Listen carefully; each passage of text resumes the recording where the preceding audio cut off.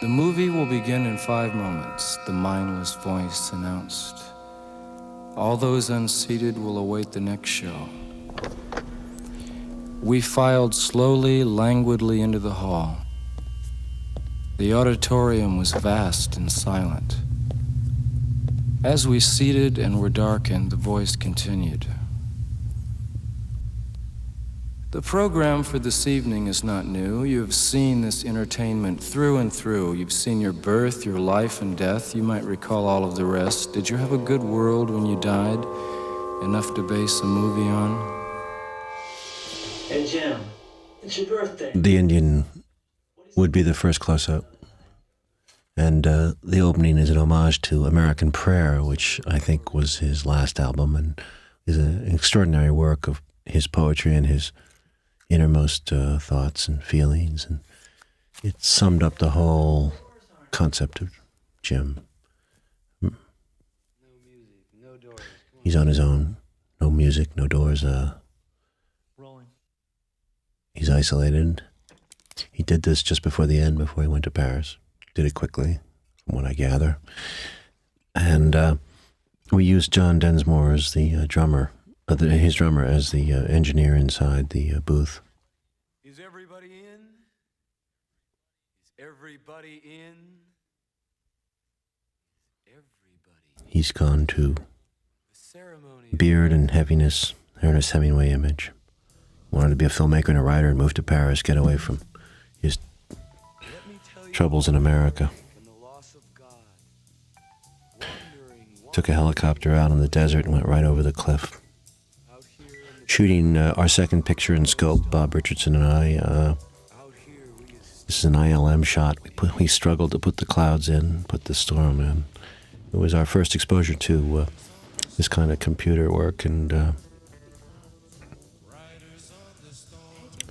we went back and forth. There was a lot of trial and error with ILM, but they ultimately did a very good job, although it was an expensive job.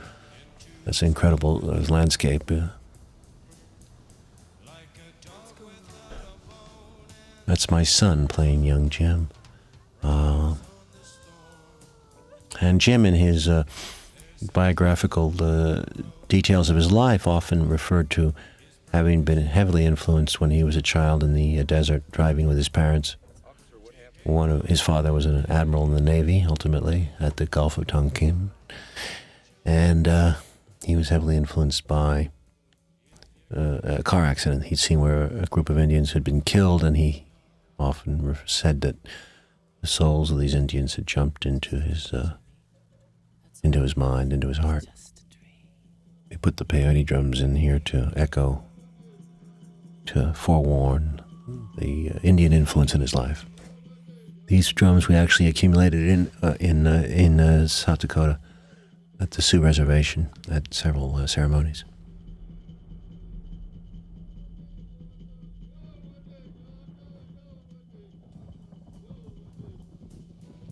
My son hated doing it, but he was a brave trooper, and we decided to get rid of him and jump the movie ahead here and deal with Jim when he's an older person. Moving in out of the desert, coming to the city. That's a real sky, believe it or not, where we had beautiful deserts in Southern California, and the lizard comes in and out of the movie as a totem. Paul Rothchild was a major contributor to this film and worked with Jim, worked with Elektra, and just loved Jim and conveyed that enthusiasm to us through the whole movie, the whole process. Tried to restage Venice, California, actually at Venice, in Venice. And he had no problem finding extras and people that brought out all kinds of knickknacks and clothing. They wore their own things. People wanted to get into the spirit of the Doors. Don't waste any time. Bring Meg Ryan into the movie. She plays Pamela Mars. In the background is a lady in a leopard skin coat that is going to end up being on one of the albums that Jim made. Poets, Jack Kerouac, On the Road. 1950s beat culture influenced Jim. The idea is we change the moods with the music as we moved. The early days in Venice, the sweetness. This is a beautiful shot. I love the tree. This is in the canals of Venice, where it's very difficult to actually shoot. It's very hard to get equipment in here. We had to wangle a permission from the authorities. Did a lock-off shot and a dissolve right tonight. Came back same a few hours later and did the same shot in the same position. Bill Graham was one of the major rock promoters of the era, and was involved with the project from the beginning. He was very helpful to us. I'll be right here.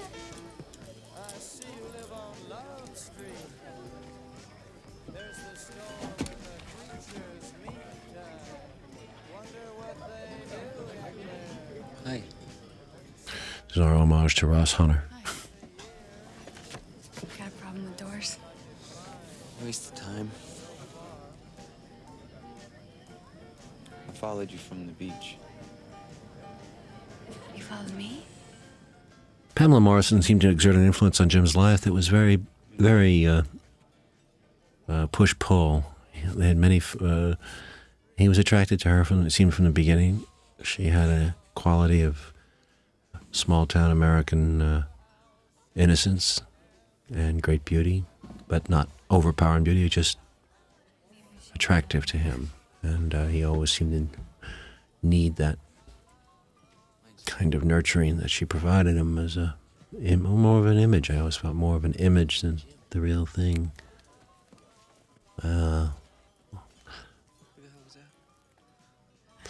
They stayed together through much turbulence up and down. Nietzsche said, all great things must first wear terrifying and monstrous masks. I think people think this film was Jim's actual film, but it really was recreated by us based on notes that we had. We never could get the original film to look at. But we'd heard that it was a mixture of sex and Nazism and abstract images, a bit loud, something out of Buñuel or Dali. And we tried to recreate that and throw in a little Nietzsche. Mandela. Symmetrical angel. We got our final vision by Clap. Columbus's growing got filled with green dead. These are, We touched her thigh. like in film school, other kids would criticize our films. We'd have to show them and go through the torture of auto-criticism. Ray Manzarek was in the school and was in film school, UCLA Film School, and apparently met Jim there, and they became friends. Without increase or income, disclosing nothing. This world is a will to power, and nothing besides. And this was the first shot of the film. We surprised Val by making him walk on a ledge, and we didn't tell him anything. We told him to jump. Not easy to follow, you know, a little incoherent, but dancing bears, Nazism, masturbation. What's next? And guess What who? do you guys think? It was better than a Warhol picture, man. No, it wasn't. It was worse. A guy sleeping for 7 hours. You need your art spoon-fed to you. All right, hold it down. Hold it. Let's ask the filmmaker what he... Mr. Morris? I quit. Jim never finished film school. He was sensitive to criticism, among other things, and felt that he'd learned everything he had to learn. That's a shot, of course, that we did with ILM. It's a superimposition of a moon over a landscape that we enhanced. Jim hung out in Venice. He wrote notebooks. He had friends. Film school crowd, but also ran with other people, and he lived on a roof for a while. The man playing the teacher was, I played him myself because I wanted to give a sense of, have fun with it and have a sense also of Marty Scorsese. It was my teacher. He had a little beard at NYU, and he used to run the classes. He was never that critical as I was in that movie, but I think I was having sort of a go at some of the film critics that are always tearing films apart. And Jim was found pretentious by a lot of people. I saw that in a lot of his early. The film was considered pretentious, and the quotes from Nietzsche reminded me a bit of some of the films I did myself in film school. That's a great shot, and we got that actually live. We put the moon in, but we got the shot at night. These are some great shots of Venice at night. The moon we put in here. Now I have come again to the land of the fair and strong and the wise. Brothers and sisters. And this is some of his reading material, Artaud and McLuhan and Mailer and Henry Miller. Now night arrives with And he wrote many poems. retire now to your tents and dreams. Tomorrow we enter the town of my birth. I want to be ready. It's beautiful. Like that? It's beautiful. Another mood now coming across us with his new music. Before. What's a shaman? A little known song of Jim's, showing a side that very people will know about, that very tender man, very sensitive, very sexual. And he gets deeper and deeper, and then he has a vision. And the whole tribe is healed. All cultures have a version of it. He was very connected to mythology, studied shamanism, and knew of all the shamans of ancient times, all through different cultures, and obviously quoted the shamanism in his own work. Turns you on. And the early reference to Nietzsche is interesting because he was aware of German philosophy, and Nietzsche often talks of the energy, the tremendous energies that are coursing through the world, the monster of energy, which is one of the early quotes that we use in the film. And you have to look at this film in a sense as this wrestling with the energy that's inside Jim, this wrestling with a cosmic force that's negative and positive. It includes the devil, and Jim would never build walls around himself that would keep of decency that would keep the negative out. He embraced both. I feel most alive. Confronting death. Experiencing pain. I think you're most alive by recognizing beauty, seeing truth. Does death turn you? That's the hippie argument that she represents in a sense. Beauty, truth, John Keats. Whereas Jim is in a darker, more sadomasochistic trip. I could say that Jim is closer to the Rolling Stones and she's closer to the Beatles in that 1965 vernacular. All the poems have wolves in it. All but one. That's a line I found in a fragment of notebook. She dances in a ring of fire and throws off the challenge with a shrug. I love those lines. Found them as a fragment. They had they were never part of a song, but all the poems have wolves in them.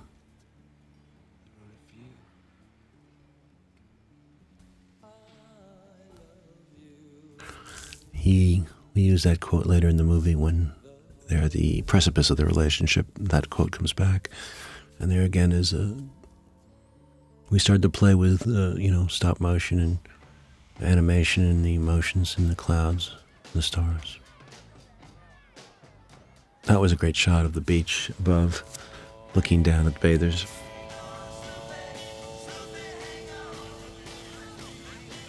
Try acid, Ray. It's guaranteed.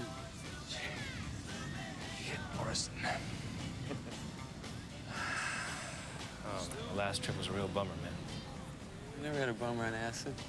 No, I'm trying naturally. Kyle MacLachlan, coming off David Lynch movie Blue Velvet, always reminded me of somebody very straight and square-jawed, and had that aspect like Ray Manzarek had of straight-ahead strength. Who's Godard? I'm off movies, man. Went out to the desert, got lost. I've been living up on Trick's rooftop. Got stuck on a chick. So what else you doing? Writing. Songs, poems, stuff like that. You writing songs? Just let me hear one. Shy. It's actually, this is a version of something that happened one day that Manzarek referred to as a very magic day when he heard one of Jim's songs on the beach. And it just made this possible, the concept of a band that would come in that new age, golden age of the birth of new ideas. If the Beatles could do it, why couldn't we do it? Let's swim to the moon. Let's climb through the tide. Penetrate the evening that the city sleeps too high. Let's swim out tonight, love. It's our turn to try. Park beside the ocean on a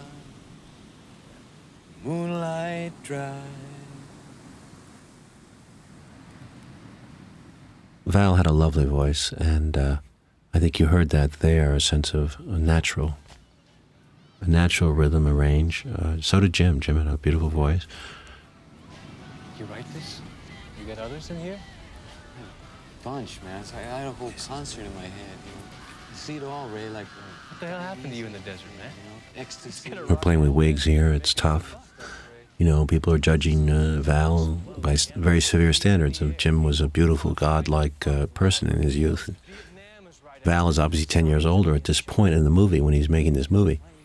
But you have to go with the spirit of the person. You can't, go sometimes with the exact same look. You pay for that another way. So, yes, Val is 10 years older, but what a spirit. Should be great golden copulations in the streets of L.A., man. You should call ourselves Dionysus, man.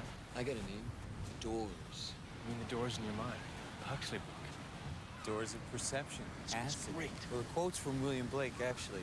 When the doors of perception are cleansed, things will appear as they truly are. Mescaline experiments, reducing the sugar flow to... Key line from Huxley, that the acid line. Your mind will be cleansed and the doors will open.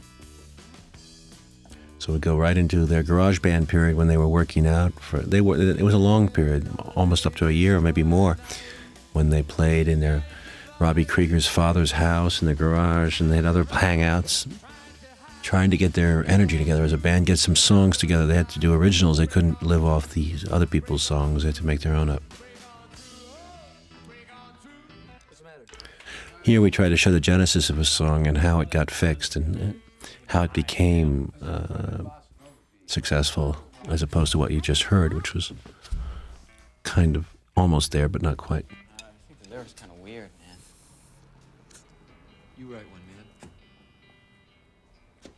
Need more songs anyway, man. Other members of the band there, Frank Whaley, he worked with me on Born on the 4th of July, and he's playing Robbie Krieger, the guitarist, and Kevin Dillon, who also worked with me on Platoon, is playing John Densmore, the drummer. Robbie actually wrote the song "Light My Fire," and he shows that here he reveals it. But Jim wrote most of the songs in general. You know that it would be untrue. You know that I would be a liar if I was to say to you, girl, we couldn't get much higher. Come on, baby, light my fire. This song swept the world. Pretty good for me. Try to set the night on fire. That's great, Robbie. You got some nice changes in Any there, more man. lyrics? Yeah, some. I call it Light My Fire. Figure if I'm gonna compete with your stuff, it better be about earth, snakes, or fire. I like it. Sounds like the Birds, though, man. But I like it. I like it. It's good. A little Latin beat will do it some justice. Maybe put a couple Start over, long man. solos over it, like Start over. like Coltrane did on My Favorite Things. Start over, man. Yeah, A minor, B minus, jazz. Yeah, man, yeah. Need some kind of intro. No time to wallow in the mire. Try now, we can only lose. And the love becomes a funeral pyre. Come on, baby, light my fire. No, but I like it. Obviously, in a movie, you know, people, they work for hours, and it doesn't come together that easily, but there is always a moment when it does come together, and it's nice to feel that. I mean, the movie is already 2 hours plus, and you know, it's a question of your balance, where you want to go with the early days and working, struggling, more of that, or do you want to deal with the later days? And choices had to be made, so it does happen quick, I suppose, by the standards of music. It becomes successful, but a year in Venice seemed a lot to dwell on.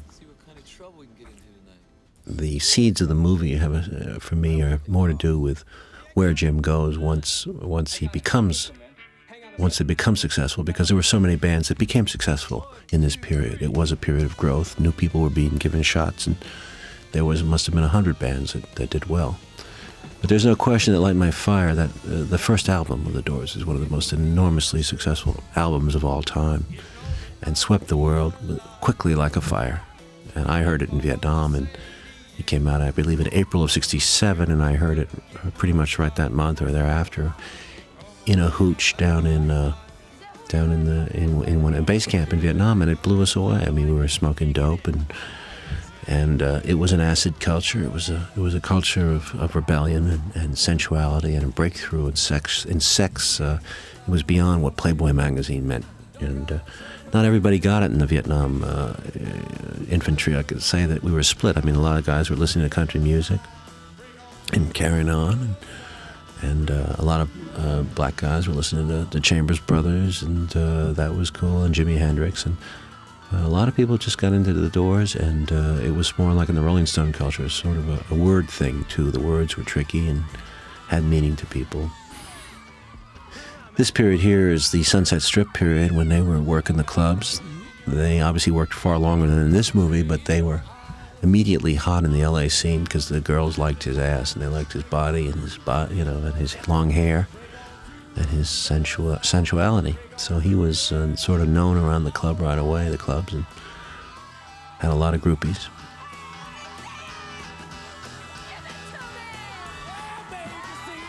Break On Through, as they were singing, and Light My Fire, all of which ended up on that first album. This is based on a club called London Fog. If you look closely, you just saw Paul Rothchild in there, the red shirt with red glasses. He was the music producer for Jim for most of those albums. Can I have your autograph? I don't know, where do you want it? Anywhere you want it. Just leave it to me, babe. I can take you guys all the fucking way. You blew my mind out there. This would be about '66 period, the 1966 period. Some of it's on the dark side, though. You want to get yourself some tunes? So Herman Hermits, the Monkees, there are a lot of groups were based on the Beatles, so they cut their hair like that. Doors were wild and more American, and more of that Norman Mailer kind of American underside, the dark side of the American dream. We'll have a band meeting on it. We do everything unanimously, or we don't do it. There was offered deals. They were, no compromise, not sell out. That was the idea to these sleazy record guys.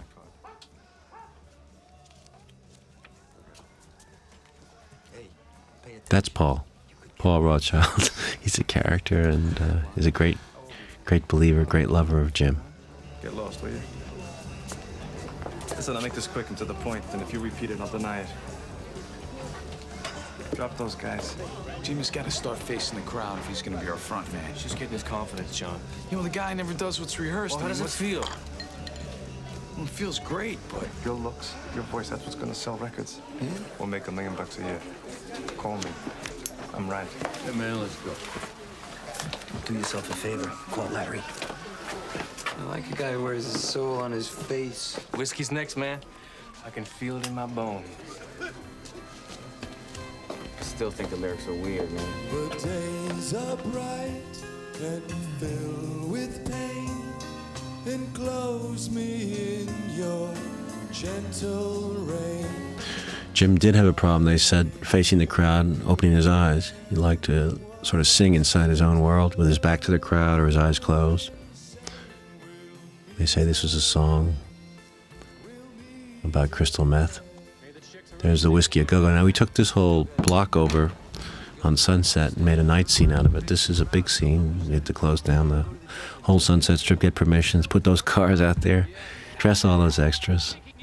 It was a massive undertaking and cost quite a bit of money. We did it between the hours, I think, of midnight to 5 or 6 in the morning. And it was fun walking out there and controlling the Sunset Strip and having that whole strip closed down. And of course, it's tiring to work those hours, but it was fun in a way, an unforgettable experience. You know, look in the background, you'll see depth, and you'll see the signs are redone.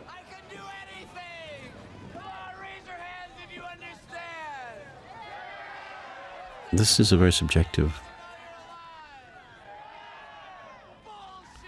kind of lead into an acid trip. I swirled the sky behind him, slowed down his voice.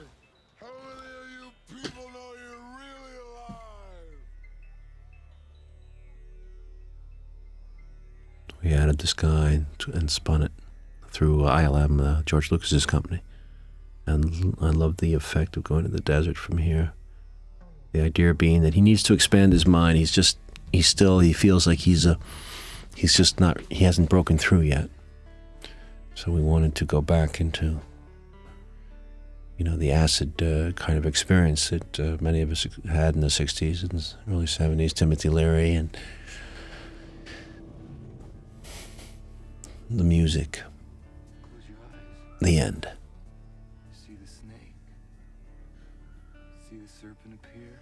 This snake story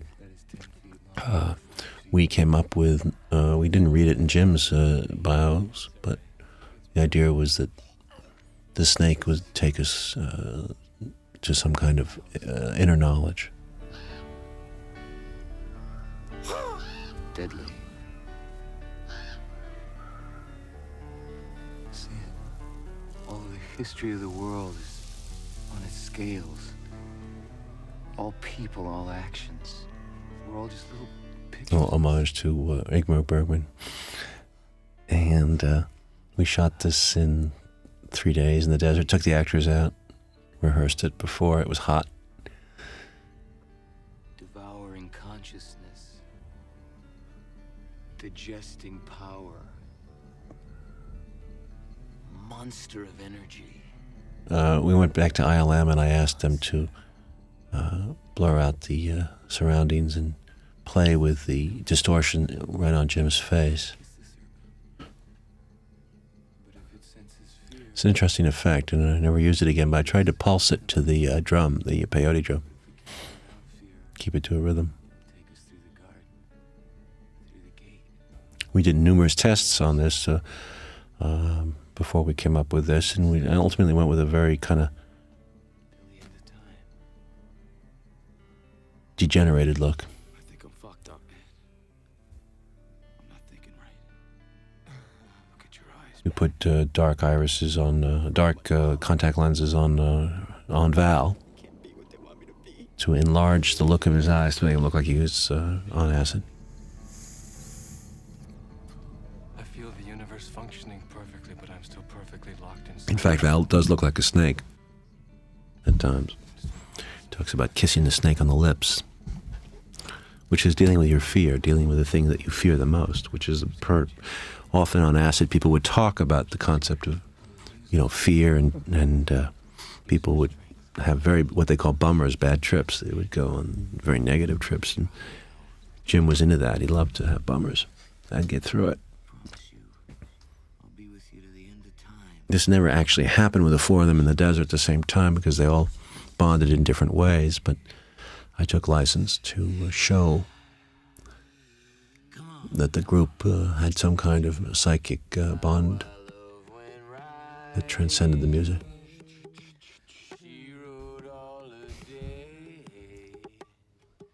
And we came up with the idea of this song, which is one of the from the third album. My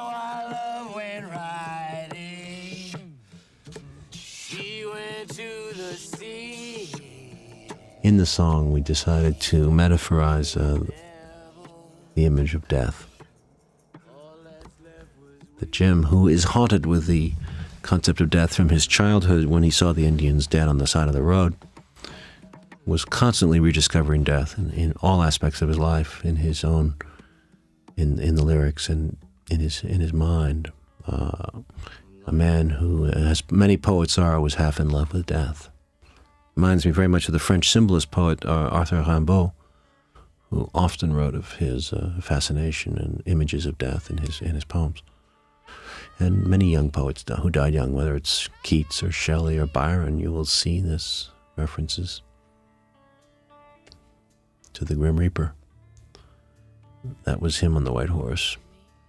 Jim has to leave the group to follow his path to his own death. That's what gives him his creativity.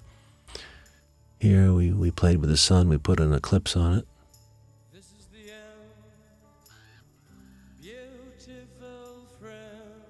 And we did some time-lapse work here on the rocks,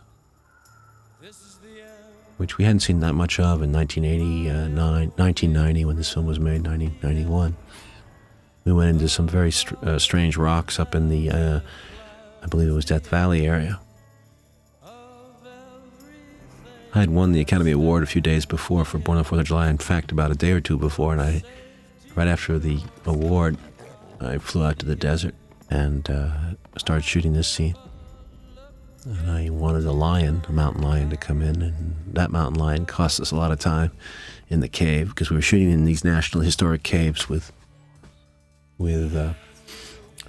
restrictions on the shooting.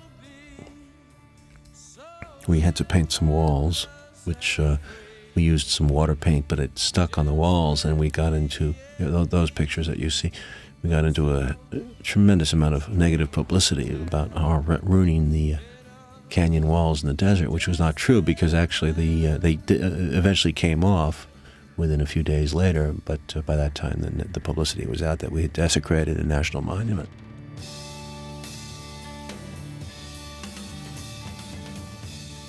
In the cave, he sees an Indian spirit, and he sees his own death,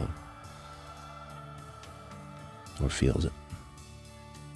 The shot's interesting. It took a lot of work, but we went right into the eyeball and tried to go into the next scene and see the Indian singing, see Jim singing back himself, singing the end. That shot was very difficult to get, but it sort of seeds the next creativity, which was one of the most powerful songs on the first album and put him in another zone, The End. When he started to sing about the Oedipus theory in rock music, nobody had done that before. Nobody had sung about so personal a relationship to mother and his mother and his father as Jim Morrison had. And I gathered from people that had been there that when he first sang this song at the Whiskey A Go-Go in Los Angeles, it just shocked the culture, and they were thrown out of the club by the owner. That was death up there on the second floor listening to Jim, waiting.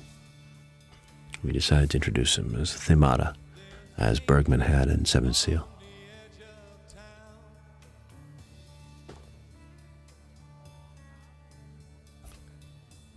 We had so many groupies on this movie that were so loved to show up and just be there, and they were so patient. They were so into Jim.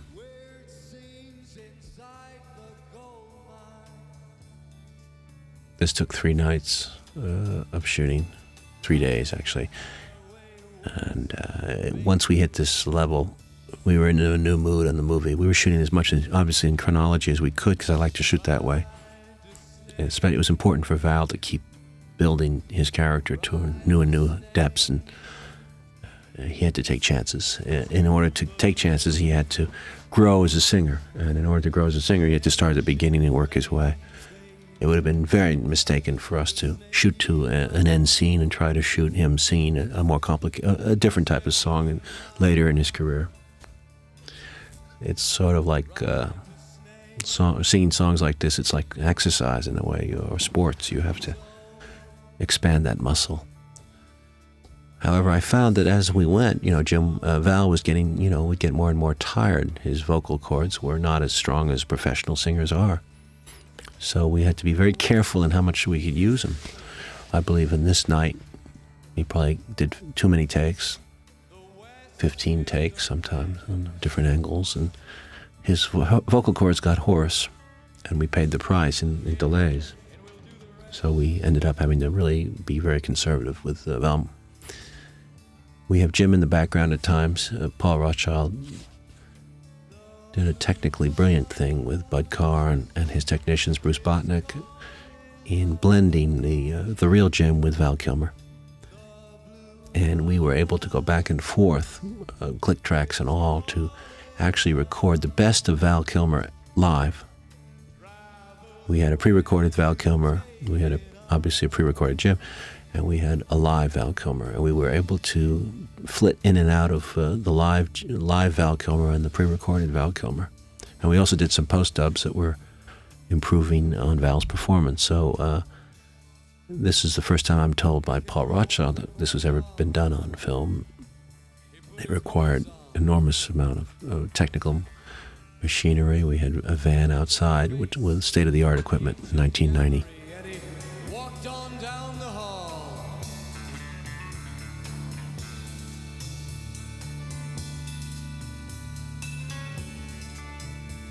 He went into the room where his sister lived, and then he paid a visit to his brother, and then he walked on down the hall, yeah. And he came to a door. Now we have obviously the lenses, the dark lenses are the dark contact lenses are back in Val's eyes, distorting his look. Father, yes, son, I want to kill you.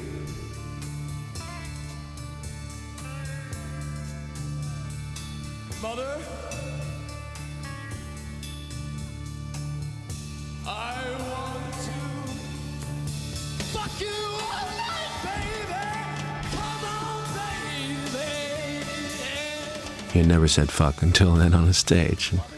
It really pissed off the owner. There you saw him.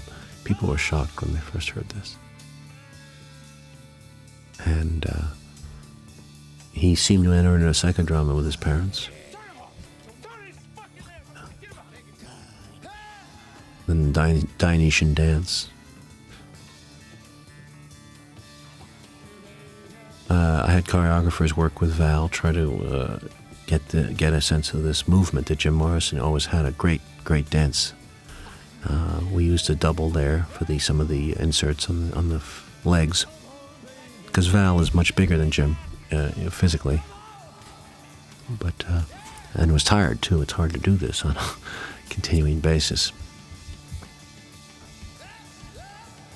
But the sense of ecstasy and dizzying kind of.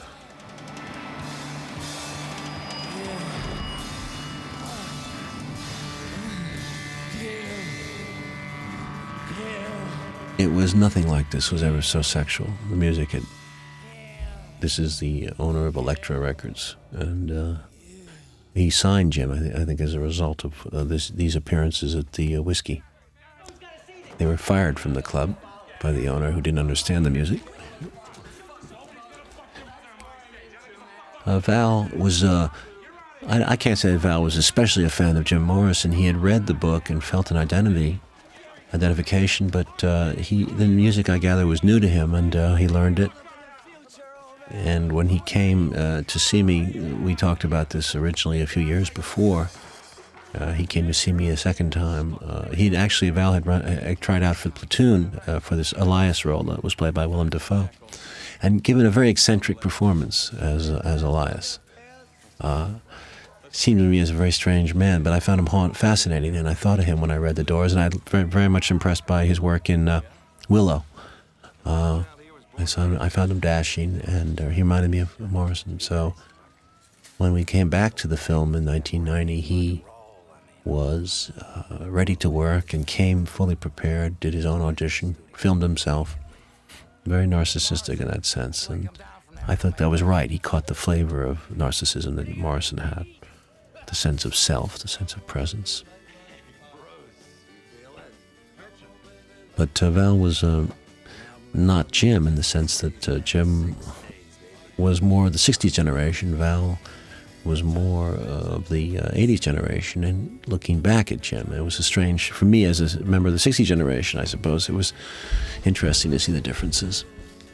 Meg, too. Meg was sometimes shocked by the behavior that was described as Pamela Morrison's behavior, and had difficulty entering into that mental space that was required to, take off the gloves, not to have moral judgments, not to have revisionism from the 1980s, 90s, concepts of gender and role. We shot home Super 8. We were shooting Super 8 footage here in San Francisco. This is very interesting because it's sort of a forerunner of what we did in Natural Born Killers and a bit of the JFK, too. I mean, we have a huge crowd. A lot of money is being spent to redo this, and we're shooting the whole thing in Super 8. So usually, you shoot this in 35 millimeter. This was pretty gutsy. That's my wife at the time, Elizabeth. And we had fun in the park, and everyone turned out, all the old hippies from San Francisco, and the younger people from the 80s acted like hippies. There's death.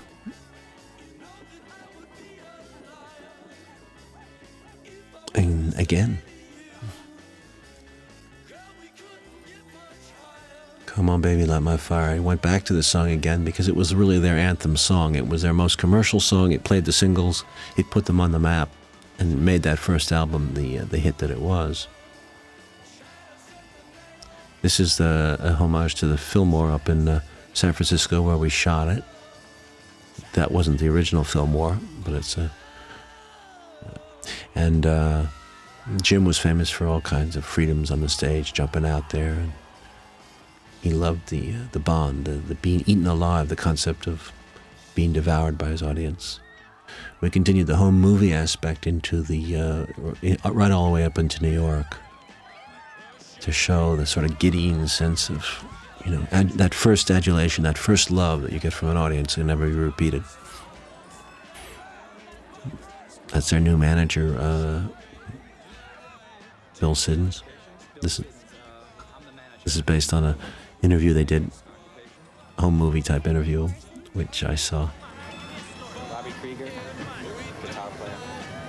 John Densmore, percussionist, 22 years old. Name, occupation. Raymond Daniel Manzarek, born 2/12/39, musician, organist. Name, occupation. Jim.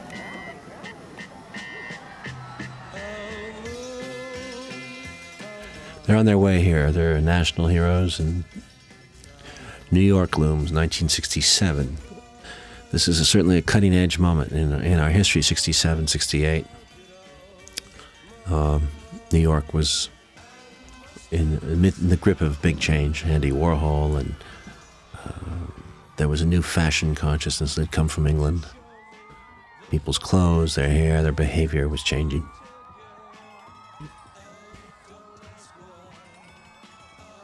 We shot this actually in New York, and got quite a big mob out there on 7th Avenue.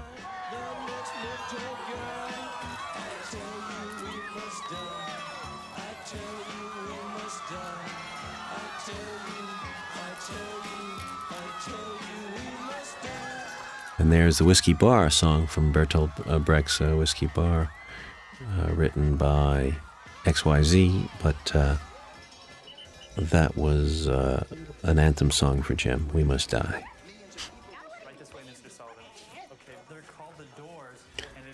I was bold in those days, ready to take on actual personages. I had said, well, let's go for it. I mean, everyone warned me not to do things like Ed Sullivan or Andy Warhol, but I said, let's do it.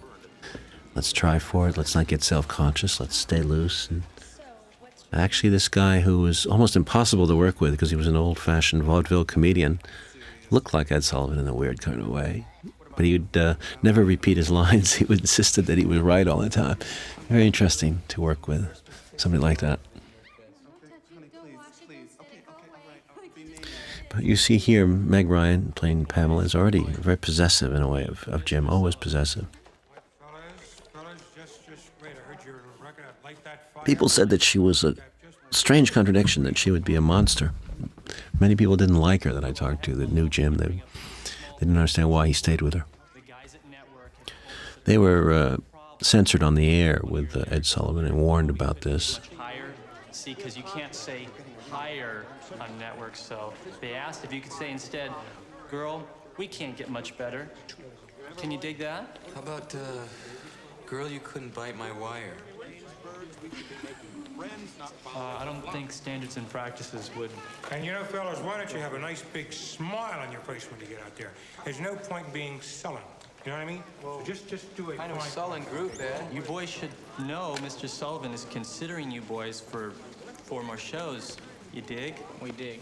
We dig, and I'm gonna work it out. Just give me 5 minutes, okay? Okay. This is Josh Evans, the son of Bob Evans and Ally McGraw. He worked with me on Born on the 4th of July, and he played the brother of Tom Cruise, and I used him again for Bill Siddons. Oh, come on, John. It's just a word, Jim. Stones changed when they played here. Yeah. Why don't you change your name to, Sydney or Irving Manzarek? It's just a word. Hey, man. My words, I don't care. Let's just jam. I felt that from 1967 on, there was a bit of a stronger and stronger split between Morrison and the rest of the Doors, that Jim continued sort of on another path of self-exploration, and there started to be a differentiation in their approach. And If I was to say to you, girl, we couldn't get much higher. Yeah. He said it. now, apparently, Jim did say it on TV, and whether the reaction was as acute, I don't know, but I was told that the Sullivan people told him he would never be invited back.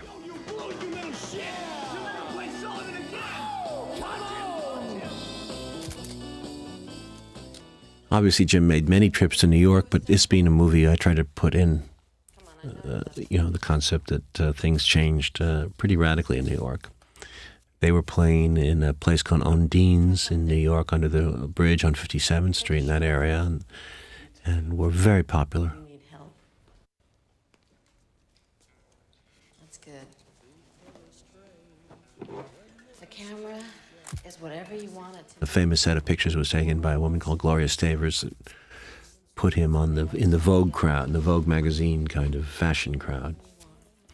And began, I feel, to change, made him very aware of the cult of celebrity, and started to sophisticate him, move him out of that California beach boy mentality that California as new age, this is more the old age. This is a return to Fellini, Italian movies, French movies, which also was a part of Jim. The androgynous image. Look at yourself. Fall in love with yourself. And a dizzying sense of self and loss of, obviously the question arises of who am I? And what does this all mean? Mirror upon mirror, people telling you you're great. The god of rock. The music changes. The second album, Strange Days, it becomes weirder, kinkier, a little more decadent New York. Alexander the Great was someone referred to by Jim, and obviously has historical significance because he was handsome and he was on top, and he was a god, and a warrior too. So I think this is the first time I jumped out of the Doors to go into a Lou Reed song, Velvet Underground. There's Death. The Velvet Underground of, Andy Warhol group, Lou Reed. Warhol gave many parties at something called the Factory. Drugs were very popular. Heroin. Acid. Andy is more than an artist. Andy Warhol is art. Sometimes I think Paul Williams was an interesting music composer of the 60s and 70s. This is an early view at Michael Madsen, who plays Tom Baker. That's, I believe, a Rauschenberg in the background. We used Dizzying camera movements. We tried to get a sense of nothing staying the same. We'd play with the lighting on the walls of that period. That's a real snakeskin jacket on Jim. Costs a lot of money, and it really picks up the light. Hey, Jim, split, man. Why don't you come with us? Go up to Max to get a bite to eat. No, you can't leave, man. I love this line coming up. Look, that's Jim Morrison. I like the door. Hey, John, I like the door. Get out of here, man. He's a little wacky. Wacky? Hey, come on, come with me. Andy's waiting in the bedroom for you. No, not now. Let's do this thing. There's the Indian. Remember San Francisco? It's my impression of a party in New York. She sings with Andy's band, Velvet Underground. What? She says she could drink you under the table. Hi, I'm Nico. It's so boring tonight. Some of us are going downtown to a new club. You want to come? This woman is based on one of the Velvet Underground artists called Nico. She died in 1980s of a heroin overdose. Very beautiful, apparently, very beautiful Swedish or German woman. And had a great affair with Jim. They drank and smoked and took drugs and fucked to each other down into the ground.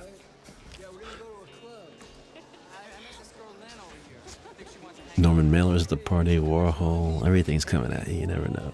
The guys want to get out of there, it's a little freaky for them, and this is like an interesting moment.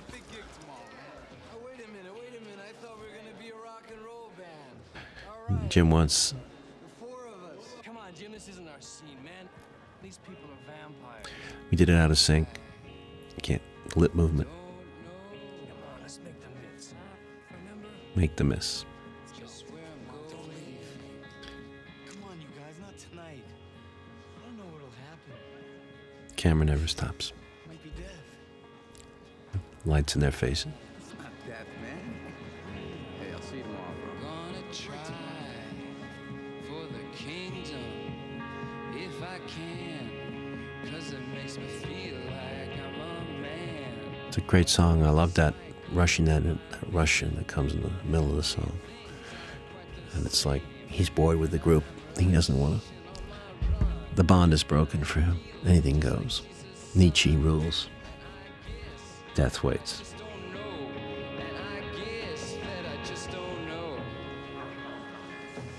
Jimmy, this way. Lou Reed was ahead of his time. Jimmy, please. Andy's waiting. Here is Death again in drag, Death and Drag, and we did a double on Morrison here. This is we're playing around, having fun.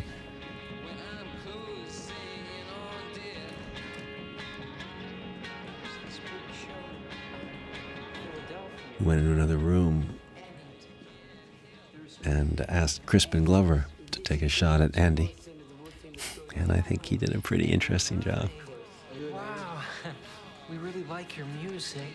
How you doing, Andy? Oh, great. And there were so many people at the show. The paintings were getting crushed, and they had to take them all down, so it really were kind of great. Just the walls. You see, Andy was the art. You should do a show with just bare walls. I gathered from people who knew him that Andy's dialogue, he was very bright, but he was very fatuous in his dialogue and would say the obvious, and sometimes it would just hang there and you would be waiting to see your response. The camera work is floating, druggy, very free. Considering we're shooting scope, you have to realize that we're moving it around very, very, very lucidly.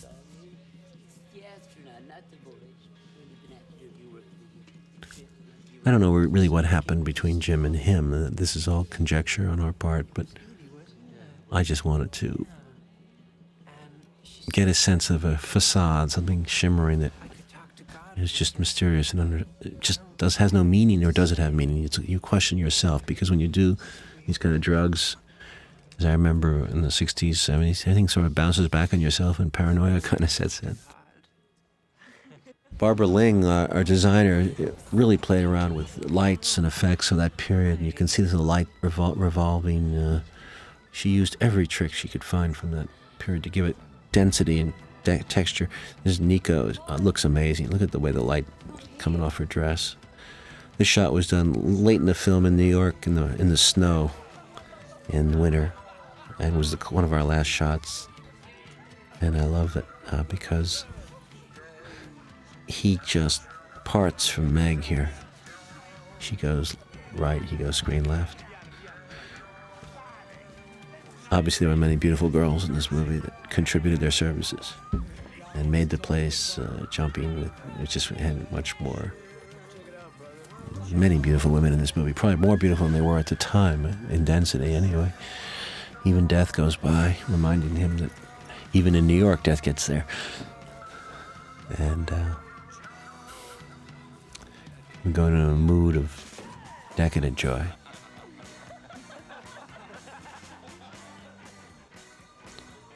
Many people remember the popper scene in the elevator because of the luscious breasts on Christina Fulton.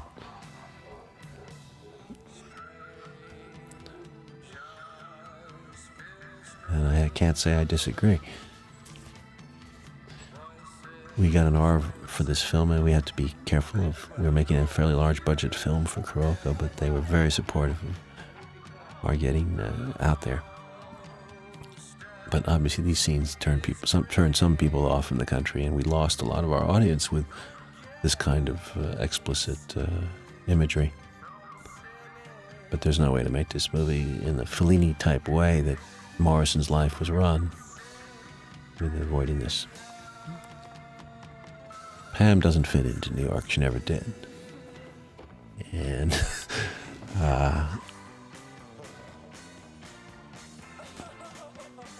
I think in some ways she brought a conventional morality to a situation that was unconventional and never could adapt to that.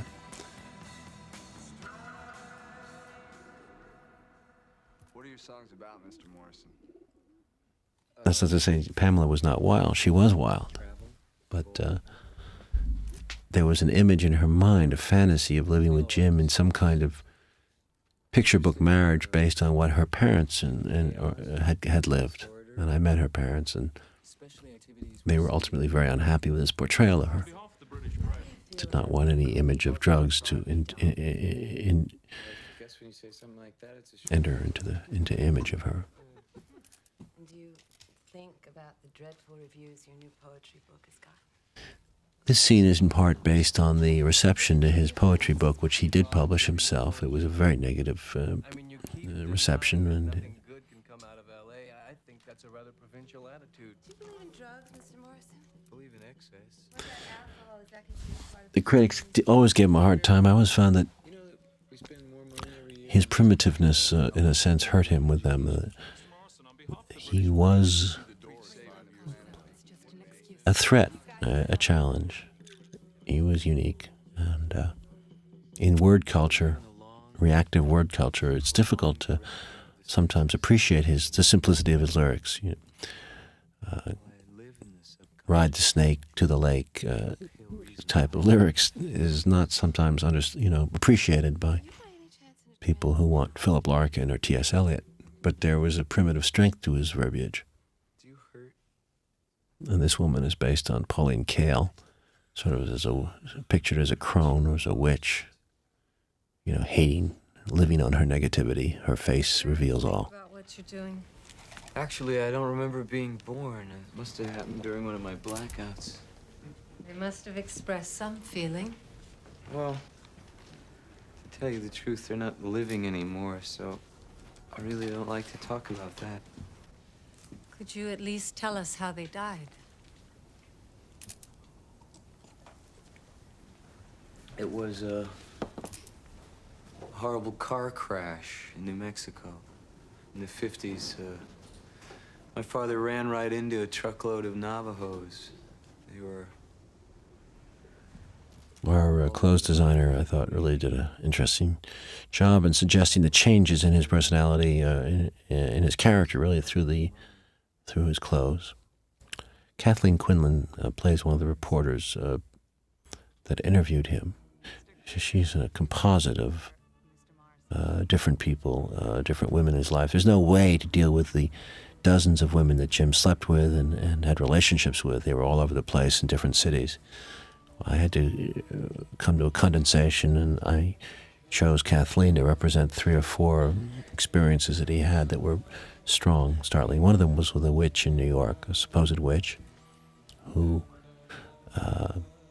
shared with him Celtic concepts of witchcraft, and which he, of course, being shamanistic, appreciated.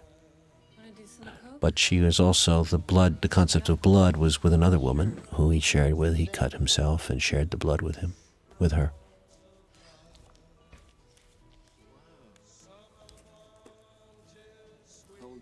The witch who was pictured in this film, perhaps we made a mistake by using her name, but she obviously was very upset with me because we incorporated other actions with other females inside her story.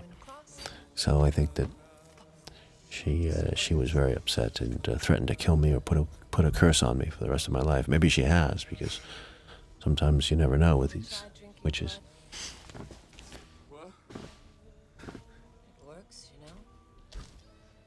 But I think Kathleen was splendid in this movie and very free with her body and with her mind, and very generous. A wonderful actress, very underestimated and underused. They were a sexual threat to their mail order. It's a tough scene to shoot for an actress to maintain composure. It's very European style that way, to have your breasts in a camera and just continue on the scene in an unself-conscious way like Kathleen does. I always find that difficult with American actresses to do that, whereas you find that much more Asian and Europeans are easier with it.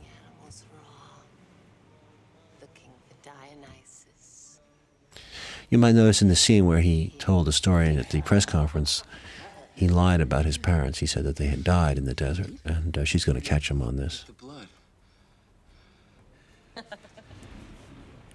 is the rose of mysterious union, symbol of potency. Cocaine, of course, is a devastating drug, and it hurt Jim, I think. That which he did of it, he had a period, an extended period of cocaine, and as other people did later in the 70s and the 80s and still doing now. So cocaine continues to rear its ugly head, continues to do is cut its swathe of destruction.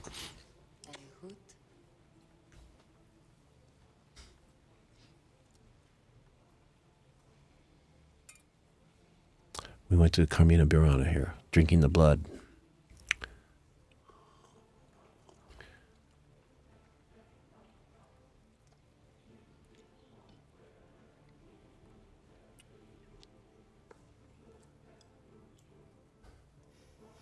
I love this set. Barbara Ling designed it. Bob Richardson lit it.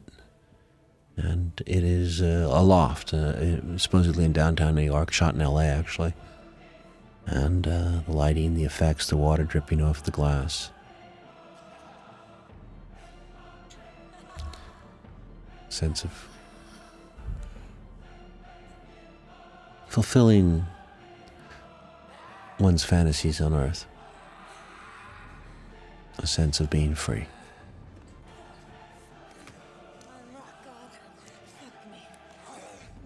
Jim reputedly had problems with potency. Paul Rothchild has told me some stories that he did consult doctors and had some concerns about it. And it's an interesting themata to the movie, that he isn't able to have satisfactory sex with Pamela here, whereas he's able to have it under more, dangerous conditions, sinister and dangerous conditions with other women. What do you want me to do, huh? What do you want me to do? Maybe you should see a doctor or something. What do you think? Someone from the Freudian philosophy? Happens to other guys, too.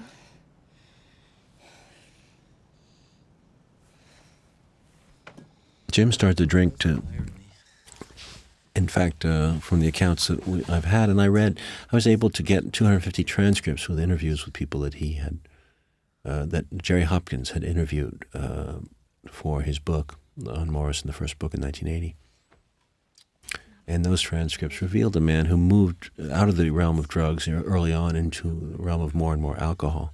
Jim was also Irish, and maybe he did not drink the quantities that are he said to have drunk, but, you know, being Irish, I don't know if his genetic structure was such that, you know, maybe he was not able to consume alcohol. And I've heard that theory, too, that a few drinks would do him in. You really know what I am, Pam? You know what poetry is? You don't belong on the Ed Sullivan Show. Who am I? Where's the feast they promised us? Where's the new wine? The key line I always felt in his life came from one of his songs. Where's the new wine? Dying on the vine. There was a closed-off sense with Jim that he never could move, that life was sealed, that life was foredoomed, that he, in a sense, knew he would die young.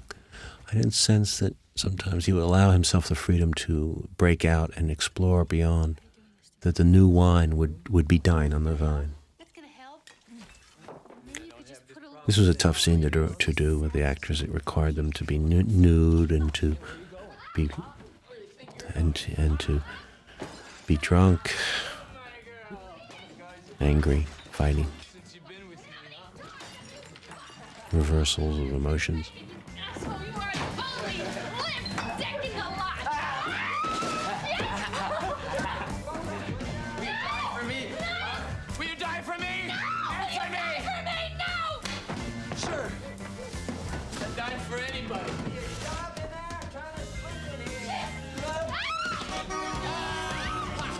Supposedly, Jim hung out on ledges on several occasions, walked the ledge, hung from the windows, tempted death.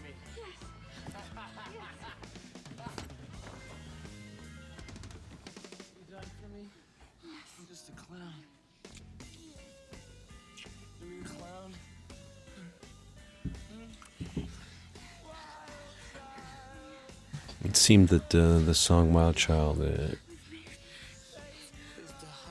was a song for Pam. I'm sorry, baby. We're gonna fuck that toy. Come on. Let's fuck that toy. Come on, baby. We changed the speed here. Tried to go for the more primitive view of an ape. Well, things are in an unsatisfactory impasse in his here. He's able, obviously, to have an orgasm with Pam, but again, it comes out of danger and near death and drunkenness and fighting. A behavior pattern that is hard to repeat or to top because it has to get more and more addictive. So I think Jim is, in a sense, reaching with a new wine, dying on the vine, reaching an impasse, and he's about to explode. And I don't think he can get Kathleen Quinlan out of his blood here. And the idea of sex in strange places at the last minute, with crowds yelling and waiting, was very Nietzschean. Huh? You wanna fuck me? Don't ever fucking lie to me again. What? Father, why do you tell me bullshit like your father's dead? He's dead, both of them. Totally. Yeah, he's so dead. Who answered the phone when I called? What? Well, you didn't really think you could get away with that, did you? Your father's an admiral in the United States Navy. He was at the Gulf of Tonkin when the Vietnam War breaks out. It's an interesting fact that Jim's father was actually at the Gulf of Tonkin, which is a historically important event. It was that event that was manipulated into to force the American legislature to declare a war against North Vietnam.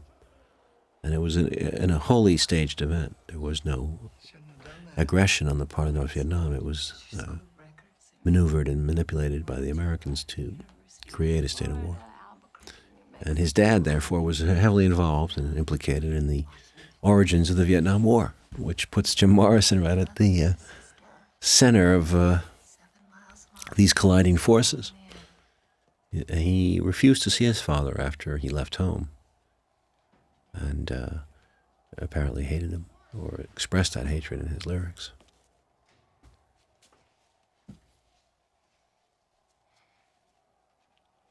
I got a chance to meet his father years later when I set out to make the film and get permission from the parents with Bill Graham and Sasha Harari.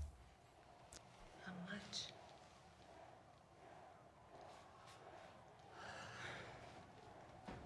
Your mama?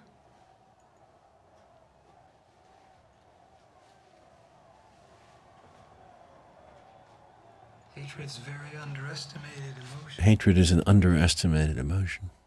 Doesn't matter anymore, does it? Do you hear them out there? There seems to be no core of security or love in Jim's life. From his youth, it seems that the only thing he has is his work and the crowd and his relationship to the crowd. He was the Marshall McLuhan of crowd control. He often referred to Hitler and to the concept of using a crowd for sex, penetrating the crowd. It was at New Haven that he was What you doing there? he was maced. Okay, both of you out of there. No one's allowed backstage. Come on, let's go. You idiot. Don't you know who this is?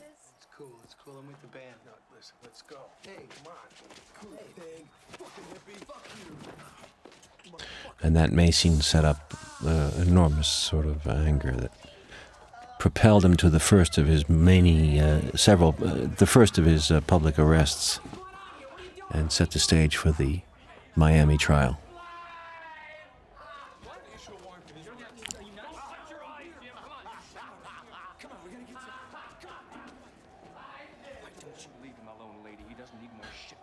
I love this concert. It was one of the first of our big concert pieces. We really went all out on, well, the end. It would really be the first one to Whiskey A Go-Go, but this one is the first major crowd scene in an auditorium. And I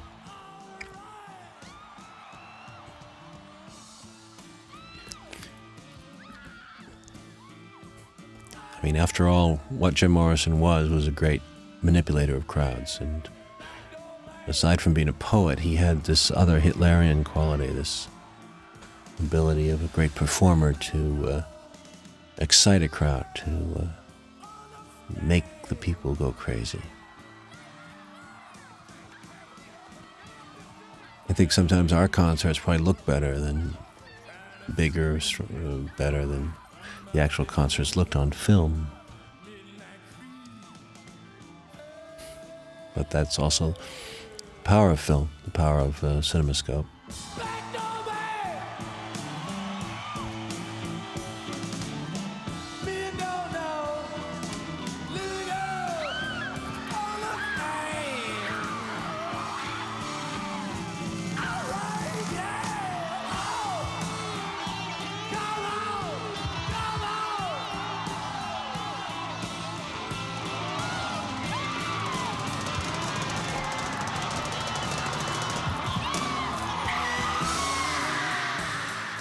Backdoor Man is one of the early soul songs that he sang. One of the few songs that he put in his repertoire. One of the few songs he put in his repertoire that came from, I believe, Willie Dixon.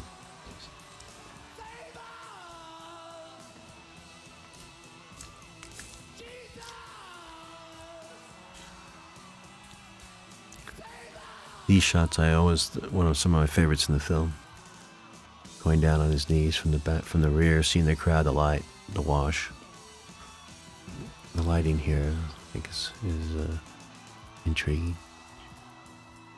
And you see a sort of a malice, a devilish commitment.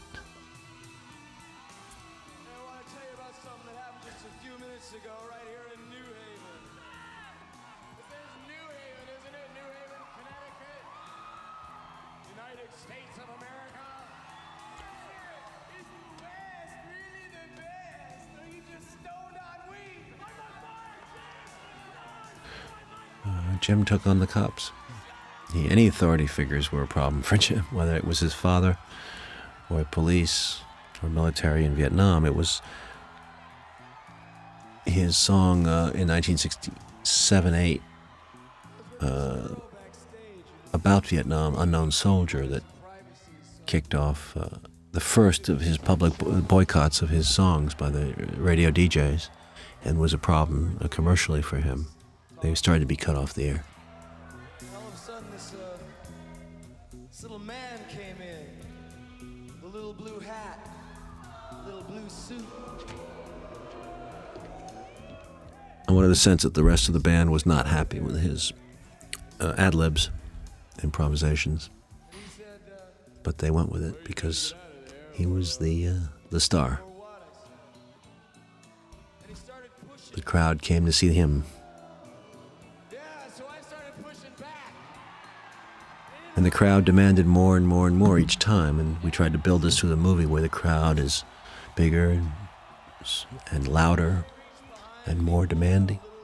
Ultimately, he had to feed them. And he sprayed it right in my eyes. Fucking blinded me. Why? All because I was alone in a room with a girl, doing what he'd like to be doing if he could only get it up without a gun. All right. In the United States of America, man. Land of the free, home of the brave. In God we trust. And he was arrested right on stage. No. Say your thing, man. Mr. Morrison, you've gone too far. The show's over. You violated state obscenity laws. You're under arrest. There you go.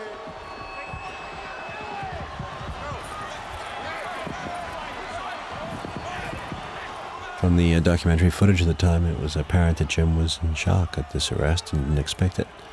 But Kathleen Quinlan likes it because it makes for a better story, and we all know that the newspapers like a better story at any price.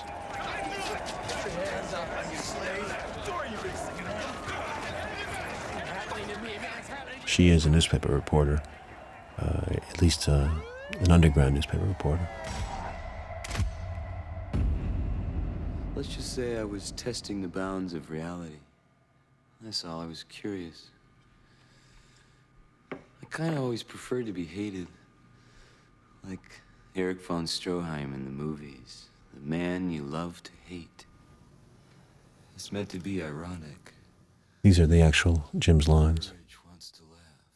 And he did wear a 66 on his shirt. I go out on stage and howl for people. Me, they see exactly what they want to see. Some say Lizard King, whatever that means.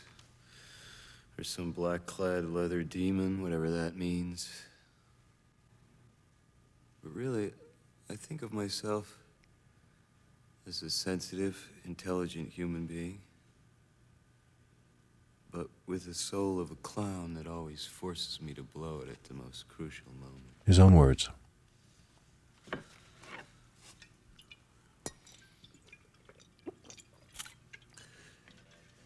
fake hero. A joke the gods played on me. An unnecessary interregnum in the movie to give you put us back in the perspective of the opening.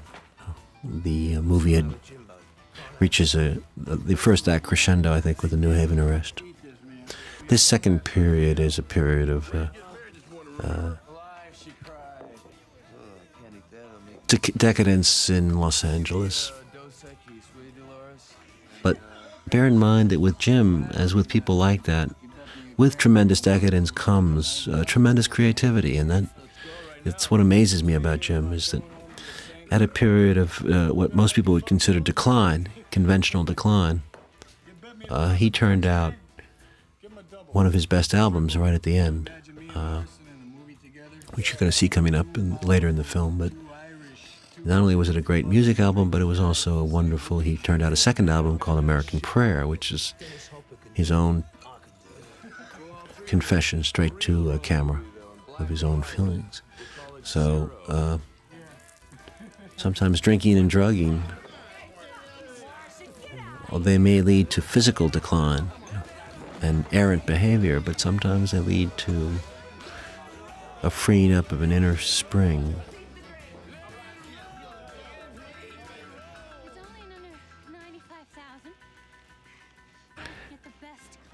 Well, this is a climactic scene with Meg and Val going at it in terms of things will never be the same after this day. They're sort of both drugged out.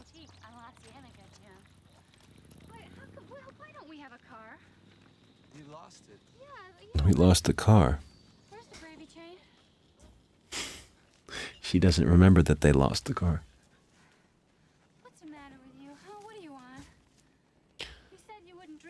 This continuation of decadence and excess obviously upset some people and some critics, and they feel that this film is depressing, but it depends how you look at it. You know, is it depressing or is it humorous to some people? I don't know about that. What are you on? Ooh, it's just some low-grade acid. It's not heavy. Oh, Jim. Oh, God, you know, I cooked the stuff. Oh, baby, and it's okay. people are coming, you know? Ray and Dorothy think that we're flaky enough, and you said that we would wait until after, and now you're gonna peek before me. No, it's cool. We'll trip and then we'll eat our feast. Yeah, sure. No. You know, no. I think it's a good thing about Ray and Dorothy. I do, that women are such noble creatures. They carry on your name with dignity after you die. She always wanted to get married. That was part of that conventional upbringing she had. As I say, I met Jim's parents, and I talked to both of them about making this movie, and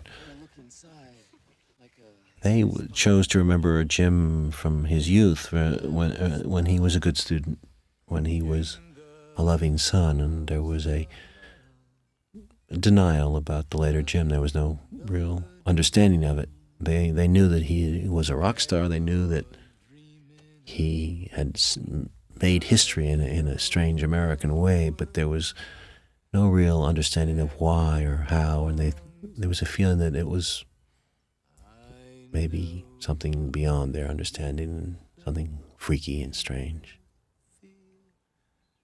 I don't think the father that I saw was very happy with his son and what happened to him. And especially his early death was very sad to any parent. That's 'cause I'm the poet and you're my muse. Lions in the street roaming. At one point in this relationship, Pam wanted to be the recordist, the archivist of his notes and songs and drawings. So she assigned herself that role. Meanwhile, the turkey got burnt. Here's the nuptial couple. What are you gonna do about all these papers? Get a drink. Jim, you really need somebody to organize all this stuff. Your handwriting is just like a little kid. Look at this. I mean, I wonder if William Blake was ever this sort of... You're trying too hard. I'm gonna be your editor now. Seriously, I'm gonna organize all this stuff, and I'm gonna take out all the fuck words. Honey, you're trying too No, hard. I'm not. There's some great poetry here. There's some wonderful ideas. Hey, quiet. Hey, Jimbo! Hey, man. Hi, baby. Hi, Jim. Hey, we don't have to go, man. Hey. Yo, Ray. Hey, dog, how you doing, man? We shot this scene up in Laurel Canyon in a very bright and shiny house. And Laurel Canyon was a nest for the 60s. And the scene never really happened, but it just occurred to us that it would be fun to sort of celebrate Thanksgiving in a non-Rockwell fashion. I'm not your girl. I know you fuck everything that touches you. Don't give me that shit. Come on. But being Jim, of course, he would want to introduce people to each other in that hippie style. Even girlfriends, lovers.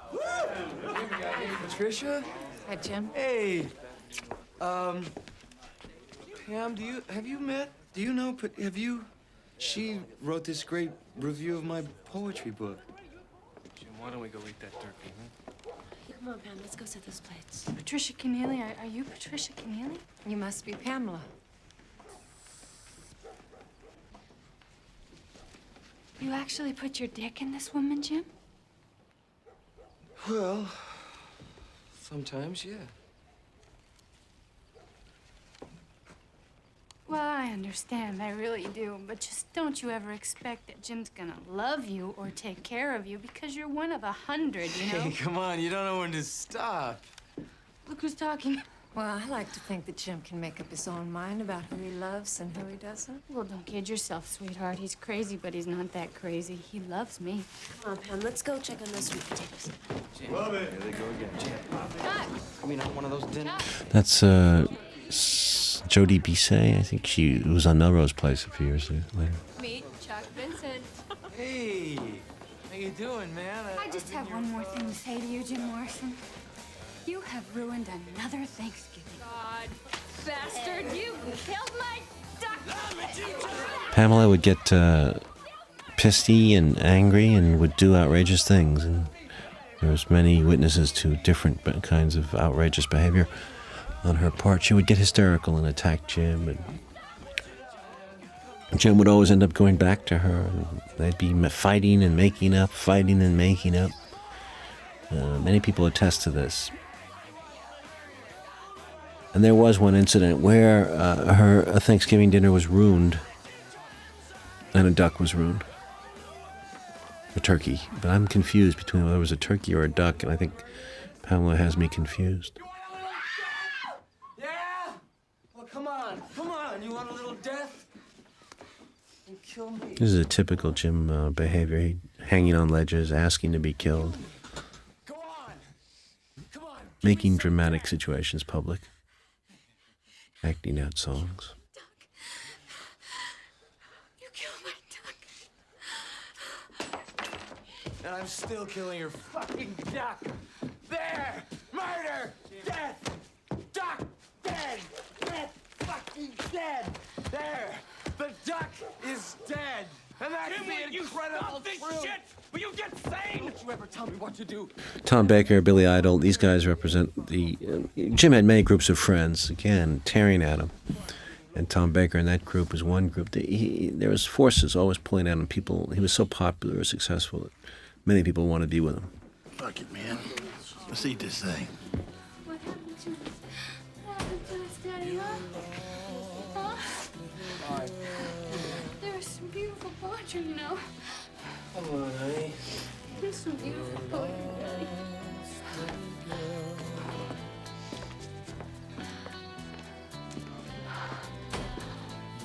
These songs are more or less in chronology.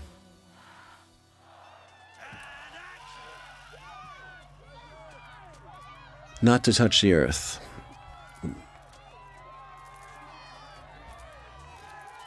I love this shot. We did it up in San Francisco at the...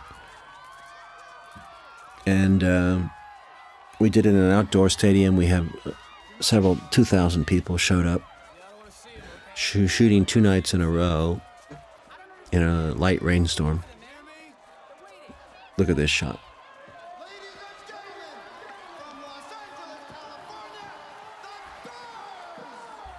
It's one of my favorite moments. He drinks the scotch and hits the stage.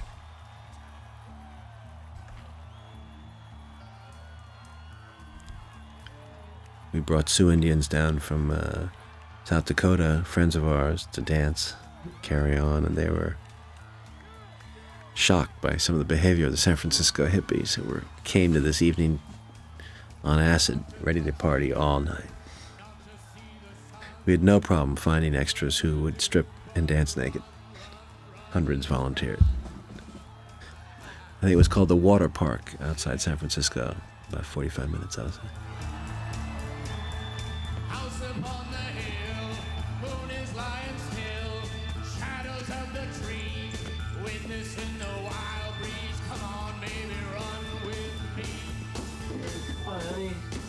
So lonely, I miss my girl. Oh, hi. I didn't realize you were... Pamela had a relationship with a European man who threaded his way through her life, and we've heard many stories about him. He seemed to have been a steady factor in her life. By all accounts, he was an Italian. He may have been a count, and he shows up here and again, and seems to have been a heroin user and had influenced Pam to use heroin.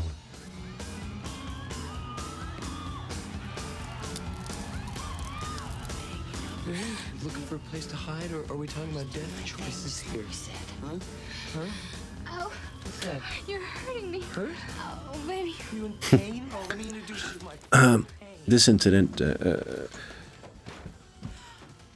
was alleged to have occurred by a friend of Paul Rothschild's who lived near them in Laurel Canyon, and one night Pam ran into his house hysterical and frantic and claimed that Jim had tried to set her on fire in the closet.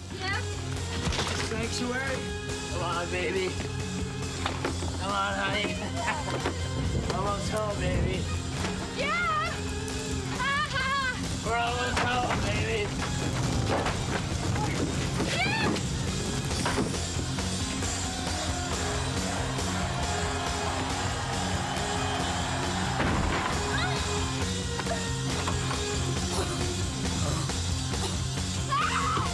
Blinding me. Hell, I'm blind. That's better. Whoa, right, cowboy. Hey, look out. What? There's a cop, man, right there. Slow down. Where? Right there, man, in front. Jim allegedly hit a police car in one of his escapades.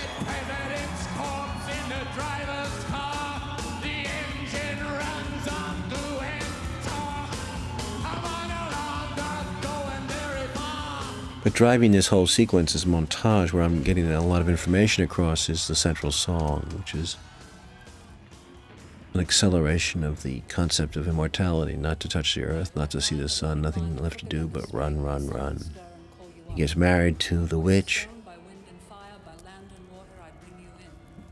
He gets witch married. I mean, it's a Celtic oath. That's the real Patricia Keneally in the middle, who knew Jim and had a relationship with him. Death does not part, only lack of love. And that's the actual marriage vow.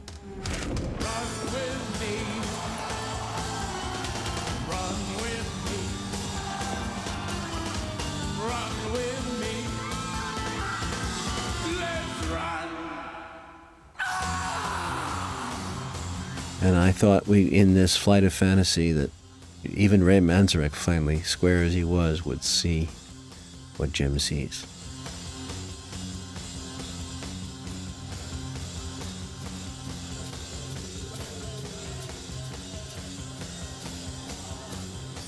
The feather is passed to Jim from the Indians, the ghosts of American culture. Jim, to me, represents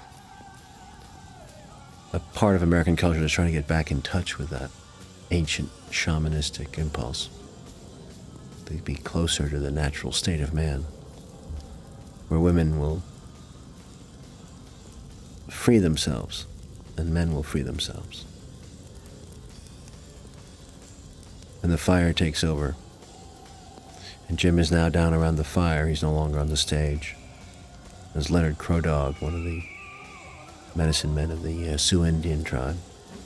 And there's Death. And here we're coming back over the crowd to reveal the flames, Barbara Ling's design, licking at the back of the flames are everywhere. The world is on fire. It's orgiastic. And I'm very pleased with the cinematics. I think that you get a sense of breaking on through again. But to where, we don't know.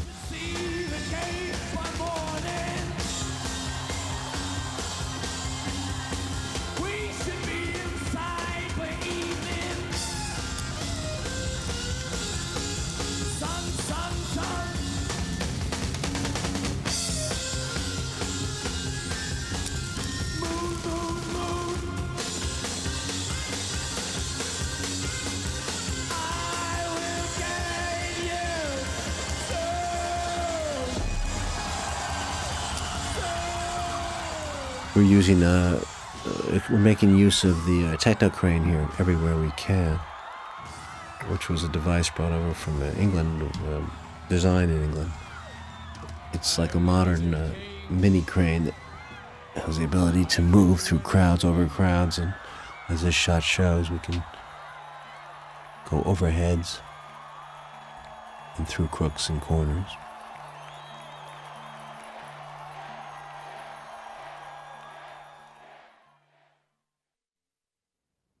But what does Jim have at this point of his life? He's broken all the taboos, it seems. He's at a point of emptiness, what the Buddhists call shunyata.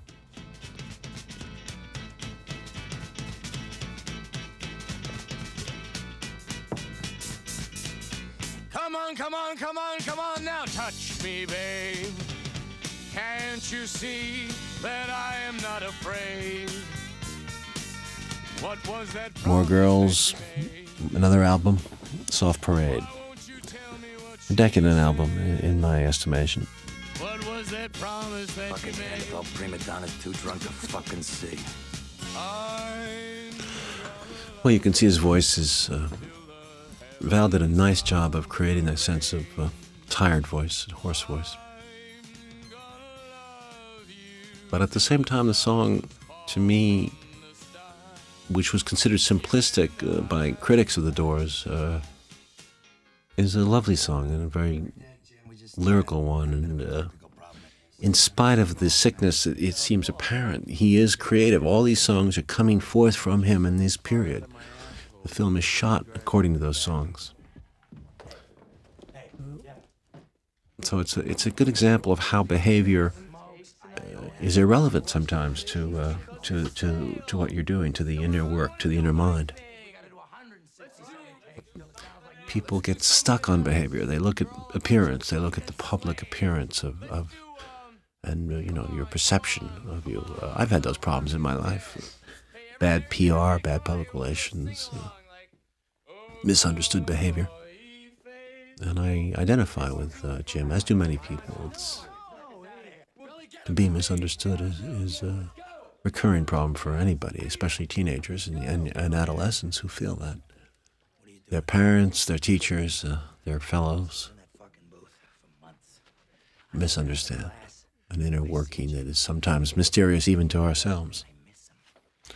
I love this. We had to wrestle with the Dean Martin show to get this, but the Doors actually sold a commercial to, sold the music "Light My Fire" to a commercial for Ford.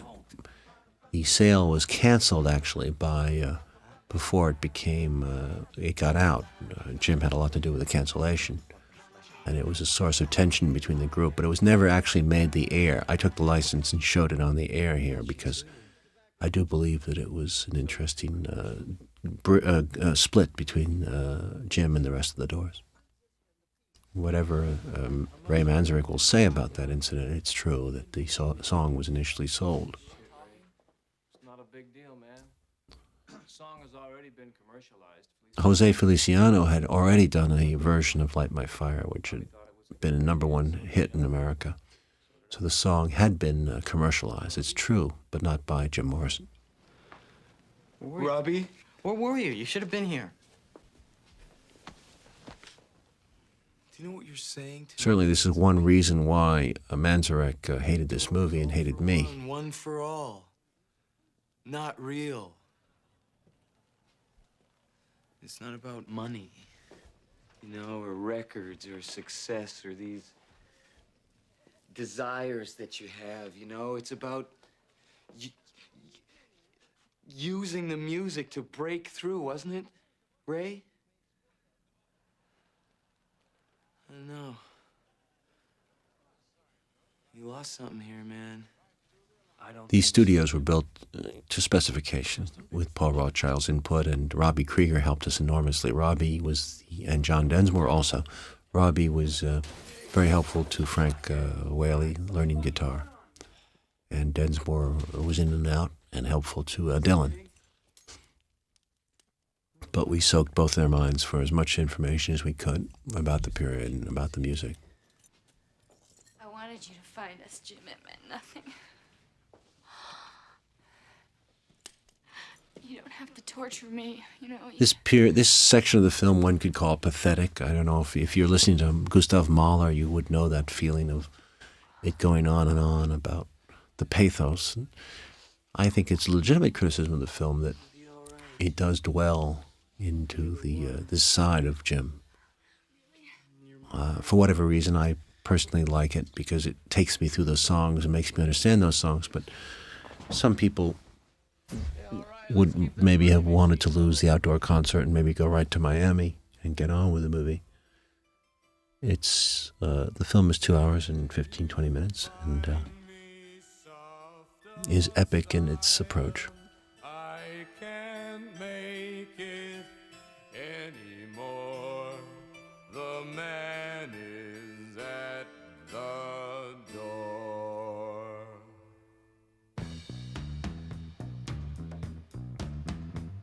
This is the trip.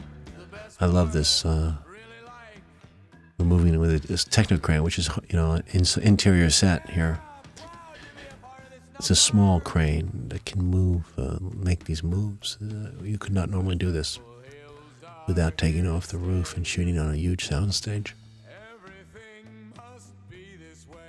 Soft Parade is one of the great songs and comes again from an album that most people think is an inferior album.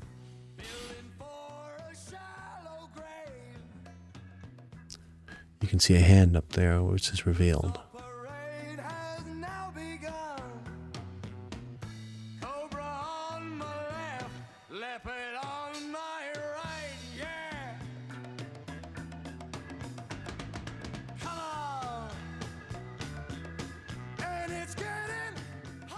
That's Michael Wincott. I used him in talk radio and here, and in Born on the 4th of July. Michael is a very talented actor, and you played the crazy teenager in talk radio. Make them sleep and cry. I love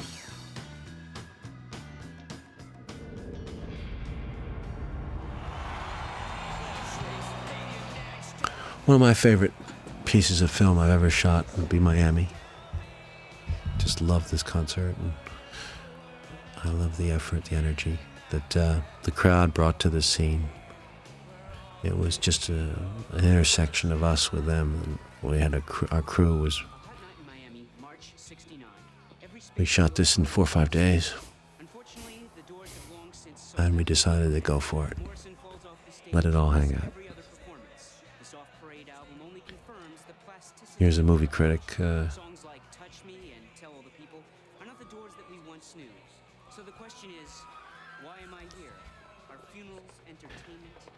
One must ask, why are you here? I know, every place this fucking guy's done it to us too many times. We should go on without him. Bill is with him. They're an hour away. He'll get him, all right? Morrison was late to this concert, and he came drunk and ready to party. This concert marked the end of his sort of American cultural life.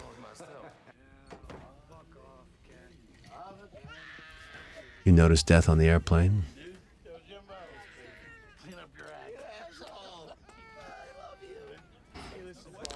Jim was repeatedly doing some heroin, too. Why not? Why not, Jim? Some heroin. I am not going to participate in anything that's going to help you accomplish your goal, Jim. Oh, what's my goal, Paul? Your only friend. The end. Wrong. I just want to sing the blues, man.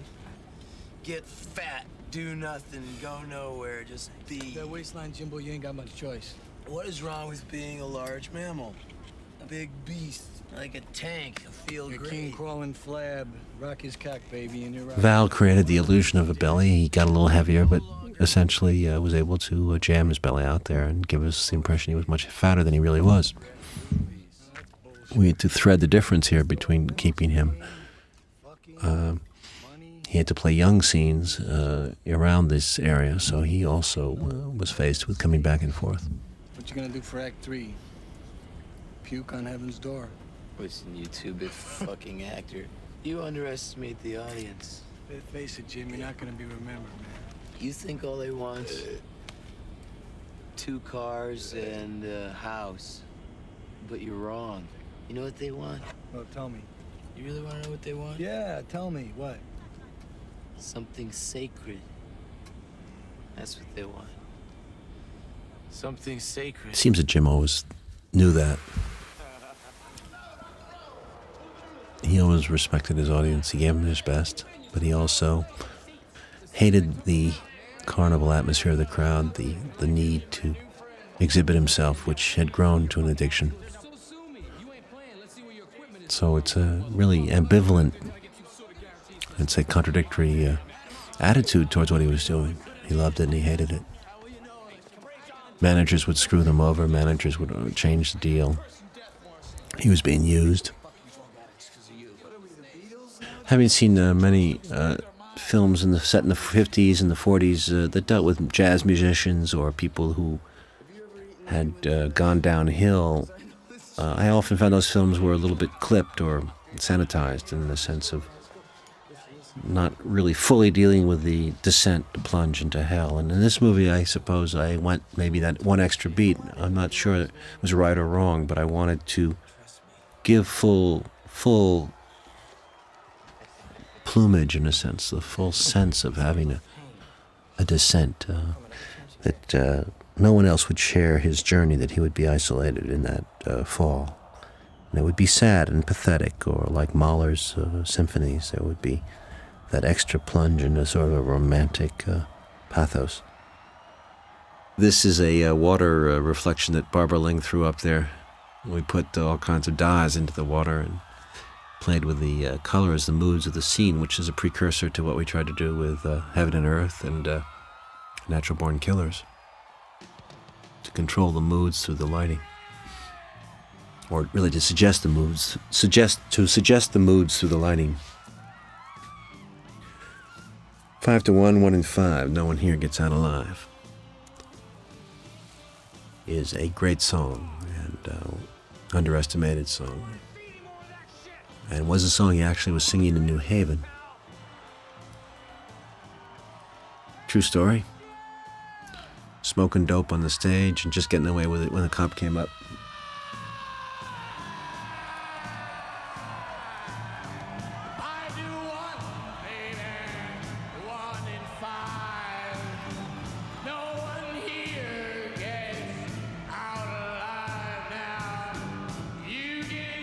This is Val at his best. And he came out there and he hit it. This is a techno crane swirling around his head. We got a great extra to jump off the balcony right into a crowd. The sense of suicide is on the hall that night. Robbie Krieger himself is under the influence of the drug that Jim gave him. There's no hope. No one's getting out of this place alive.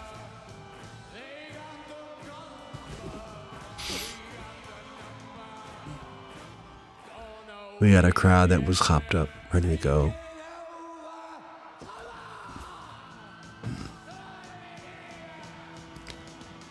Val really gave all his voice into it. He went hoarse doing this. And he threw the mic out there and he hit the promoter of the Miami concert.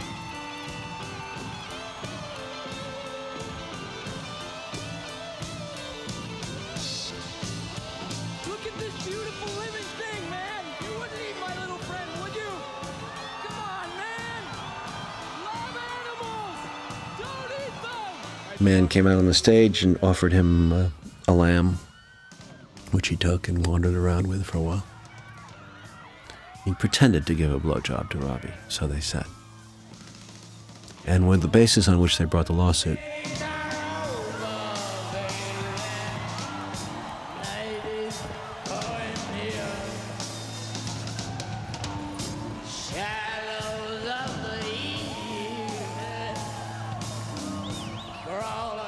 naked people I threw on the stage, whether that happened in Miami, they happened in various concerts that Jim gave, but may not have happened in Miami itself. This woman's Rubens-like, I'd say.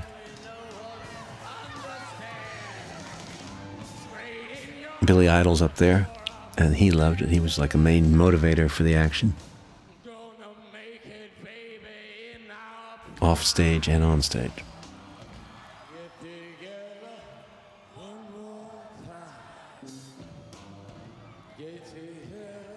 Val looks remarkably like Jim with his beard and his hat.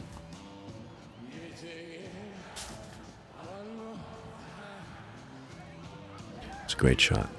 And a moving crowd around the room trying to get a sense of mass.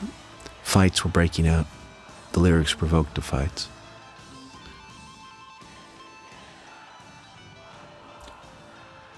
I wanted to go back to the Indian concept, that he'd lost touch with his inner being and was struggling to get it back. And the Indian is leaving him now.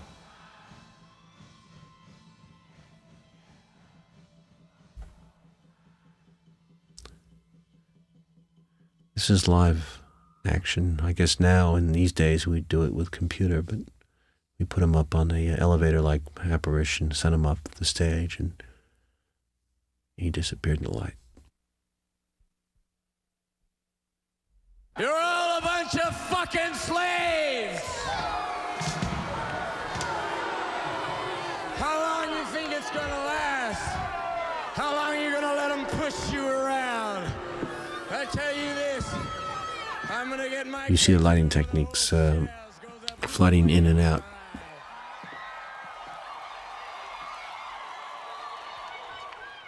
$2,500 people.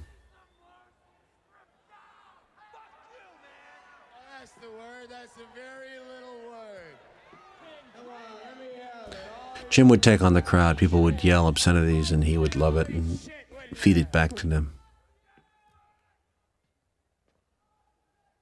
Adolf Hitler is alive and well And he said these lines. He called his audience in Miami Adolf Hitler type people. What are you gonna do about it? What are you gonna do about it? What are you gonna do about it? What are you gonna do about it? This stage, he really was pushing the crowd. He wanted to push the buttons and challenge them. Why are you watching this?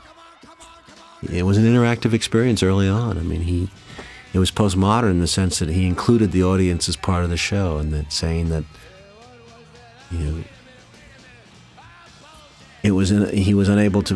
There was no proscenium anymore. He had joined. It was the subjective had merged with the objective.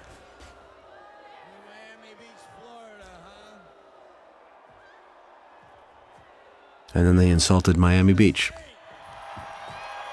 I got smart and moved to California. They're trying to change the world out there in California. No, I ain't talking about no revolution. I'm talking about having a good time this summer. I'm talking about love your neighbor till it hurts. Come on, how about a little nakedness? Come on, let's see some action out there.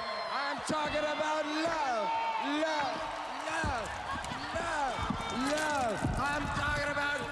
These are actual words from the concert. And actually, women responded to the call for nakedness. From what I've heard. This, we took a little license. I think you're going to see about a dozen women out there on the shoulders of men with their breasts showing, but I had no control over that. The audience took over at that stage and decided to strip.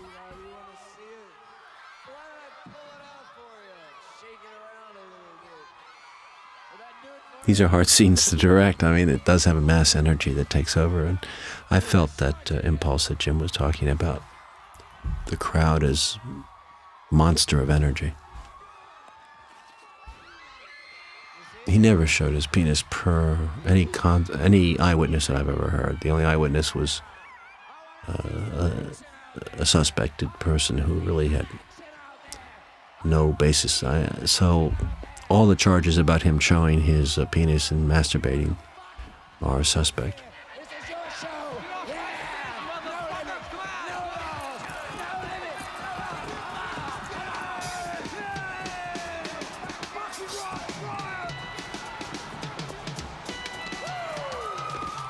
That was Billy Idol you saw briefly there, and the fight developed. Once he started, they thought he was masturbating, and they jumped him and tried to close him down, and a riot developed. Now I wanted to let loose here with the stage collapsed, which is an amazing shot. If you look closely, that was a hydraulic system that we had to bring it down, and I wanted to get Jim out into the crowd and bond him with the crowd before he got arrested. This is an amazing shot. We just went with a steady cam into the crowd, and we really got them to go follow him and follow Val and naked. Look at the lighting, and you'll see the risks that we were. The death is right on his shoulder, of course, dancing with him. This is a song that Jim had, which came out in Miami. Dead Rats, Fat Cat.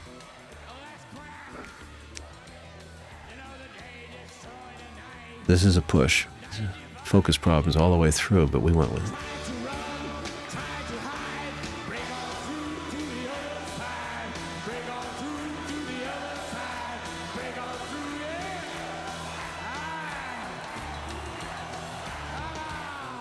As close as I could come to DeMille, 10 Commandments, Golden Calf Scene, which I saw at the age of 9 or 10 and was just blown away by in a Florida drive-in.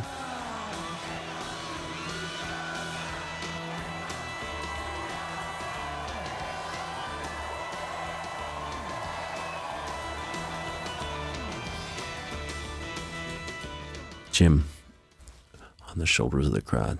Mr. Morrison, you are charged with lewd behavior on 4 counts. Simulated masturbation, public drunkenness, profanity, and public exposure. How do you plead? The defendant pleads not guilty, Your Honor. Then trial is set for the week. Your Honor, I want to bring to this jury's attention the fact that there's playing right now on Broadway a musical called Hair, where the actors disrobe and appear naked on the stage. Objection, Your Honor. That's irrelevant. Shouldn't be considered. Your Honor, how can you sustain We use a diopter here. The trial is surreal and occurs in Jim's outer imagination. It's unbelievable to him what's happening. Ironically, he didn't have much support from the rock community. He was too controversial. Rolling Stone made him into more or less an enemy, somebody they were ashamed of. So he didn't have the support that he needed. And William Kunstler had played the role of his lawyer, but Kunstler had been the defender of Lenny Bruce in the famous obscenity trial. But Jim's lawyer was not as good, and I gather it got very messy and very costly, and took a long time. It dragged out for the defense, the motions, a period of about a year. There was a supposed abortion that occurred. Look, I got this trial that's hanging on me, and I can't afford this, and I don't want the responsibility. You're a coward, just a little boy. The only way you can't afford it is emotionally. Those vows were forever in the goddess's sight. Death does not part, only lack of love. Come on, Patricia. I was stoned. It seemed like a fun thing to do at the time. Fuck you. I'm gonna have the kid. Well, then it will be your kid. But if you want the abortion, I'll be there with you. Oh, no, you won't. Oh, bullshit, Morrison! You know who you are! What difference does it make, you know? You never pretend. It would have been interesting if Jim's kid had been born. But he was only 26, 27. Particularly. I don't want the other fucking thing either.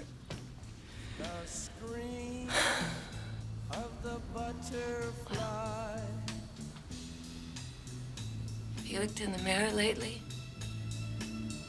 Look at that stomach. Come on, don't say these things. Scream of the Butterfly is one of his more haunting lyrics.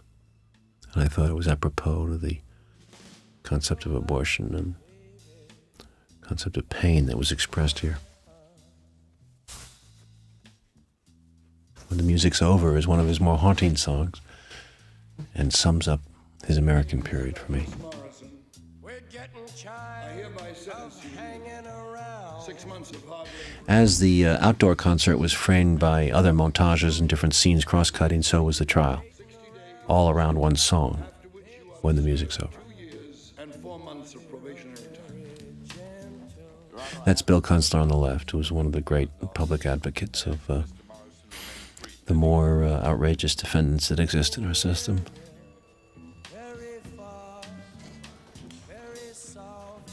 Everywhere, Jim. Jacksonville, Dallas. Business died, couldn't get booked, couldn't get jobs. Time they really turned against us. We're Like to New fucked. York, Pamela's called 6 times. Catherine, Patricia, Judy, Gail's pregnant, she says. You gotta go to the dentist. Look, Jim, go home, get some sleep, get back to your words, okay? And wash your hair.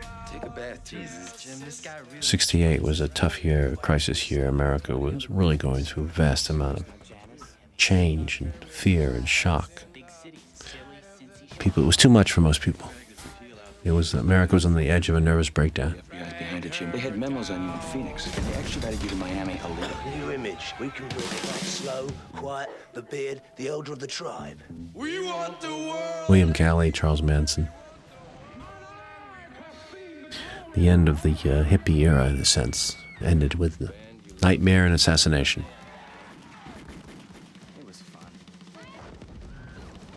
As if permissiveness were too much. Permissiveness had led to excess, and excess had led to nightmare. I think I'm having a nervous breakdown.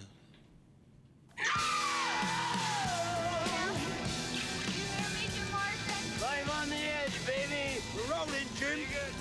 Jump. Step out. Have him dance a little bit. Come on.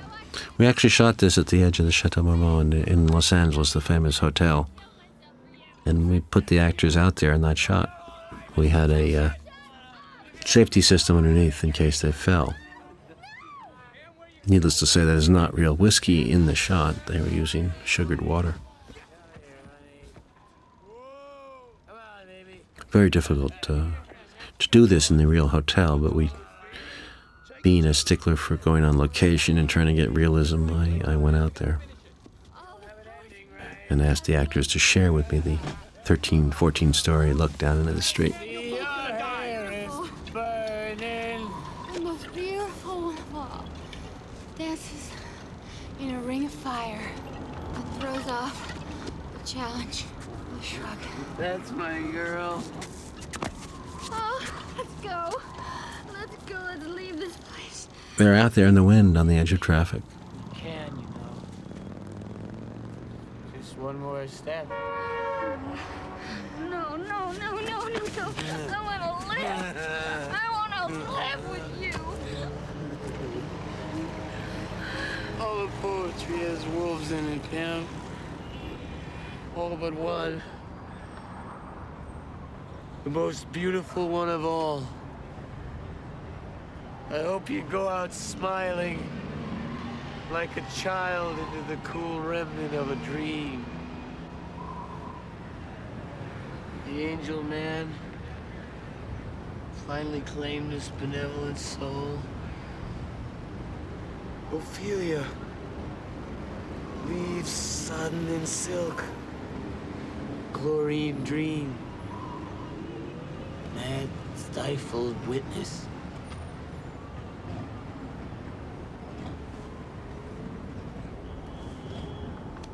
In his poetry, he mentions Pamela in the same sense as Ophelia. Well, that, as those words say, mad stifled witness. Maybe he saw her as Ophelia, maybe he saw himself as Hamlet. It's an interesting illusion. But there is something about Pamela that was like Ophelia in the sense that she did go mad after he died. And, although in the play she died before Hamlet, but she did go mad and had no life beyond Hamlet. There was something stifled about Pam. That scene is not satisfactory to me, never was at the time we're doing it. I just felt like it was late in the movie to be going back to poetry. And I still feel that was more of an obligatory scene that I did for reasons of conventional dramatic narrative, and would probably move right into this scene instead and pick up Pamela in Paris. Observations of an American while on trial in Miami. Still got a lot of good songs in me, man. Still think we got a couple of blues albums in us. Can, man. They got a category for everything we do. I'm a wanted man. It's an interesting concept that you're wanted by the media. That was early on in the 60s. That he had no place to go. He'd been pigeonholed as a rebel and as a troublemaker. He needed to re-identify himself and wanted to go to Paris to do it with Pamela. I made music with Dionysus. We had moments on stage that no one will ever fucking know. You lay off those drugs, Robbie. Hey, Merry Christmas.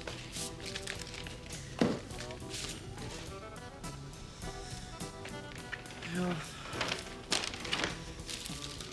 we'll get together again, you know, some strange way. Maybe we'll make a movie together, black and white. At this point, Jim offered American Prayer to his fellow band members. He had it published privately. And he was working on his last album with them. They'd finished the album. It included, I believe, Killer on the Road, but I'm not sure. I think it did. And was a very productive and creative album, including Roadhouse Blues, which is coming up. This scene is wholly imagined. I know that he had a decent relationship with the children of Ray.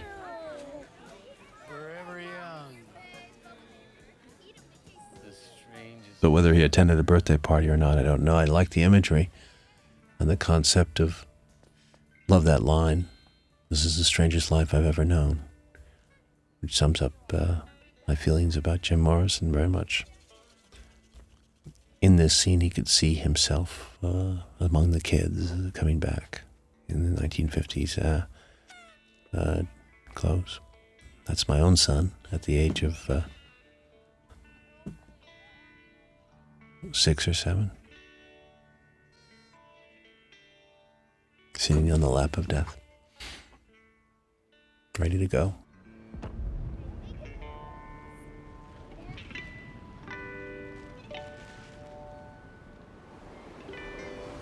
Jim, got a plane to catch, man? Yeah. We're reaching for death on the end of a candle. We're trying for something that's already found us. Last word. Out.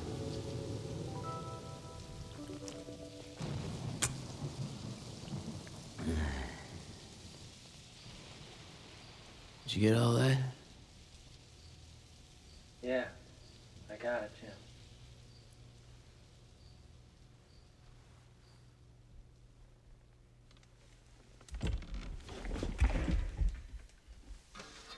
Come on, let's get some tacos.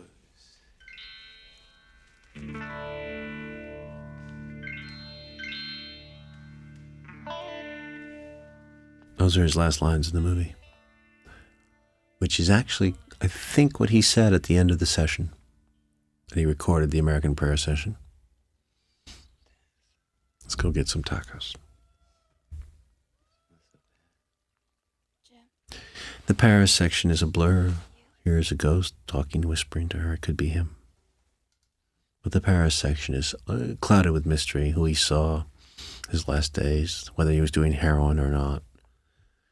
His influences, he was in clubs. He was supposed to be writing, but he was hanging out with a lot of those people that he used to hang out with and partying. Strange.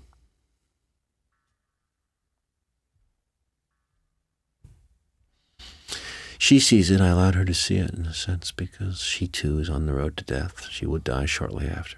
She would overdose. She was very unhappy after his death. And he died in a strange circumstances, obviously many stories, whether he died, where he died, in the bathtub, or whether he died outside and was brought home.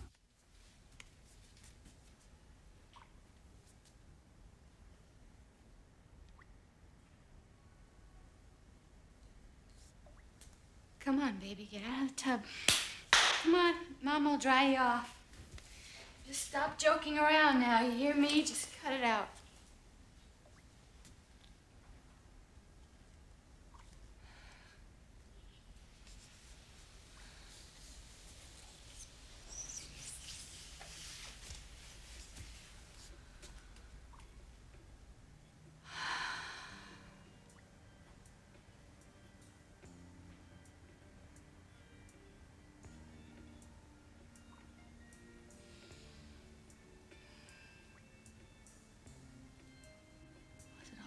Jim? Did you enjoy it when it came? Just like you said you would.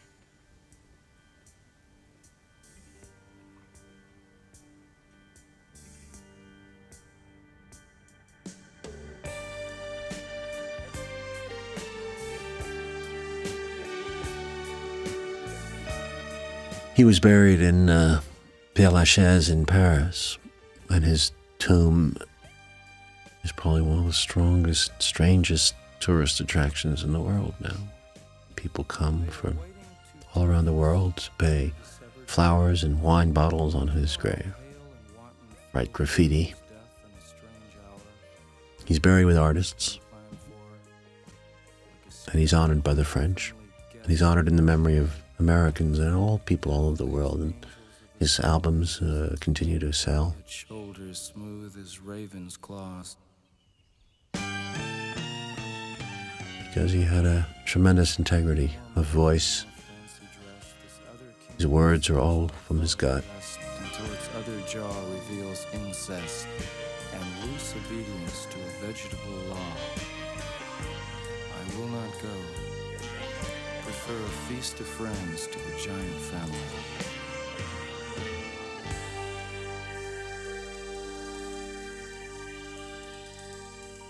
And though he denies it, the fact is that he was in love with his death.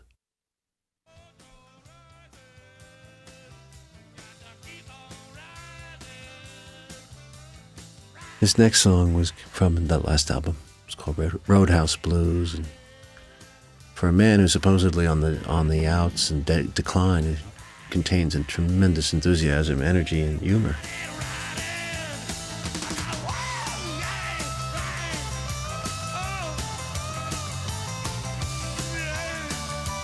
Killer on the Road is a tremendous song, and I use it at the beginning of the movie. It's one of the few songs I jumped out of sequence, Killer on the Road, and put it at the beginning, and also it comes in briefly at the end there, and represents that, as I said, that fertile, creative, and decadent period. The album was recorded the old way, like a garage band in a private house, and Jim sat in the toilet. And they went against the studio system that they had been accused of overproducing their songs with too much, too many overlays. And this was a return to the basics.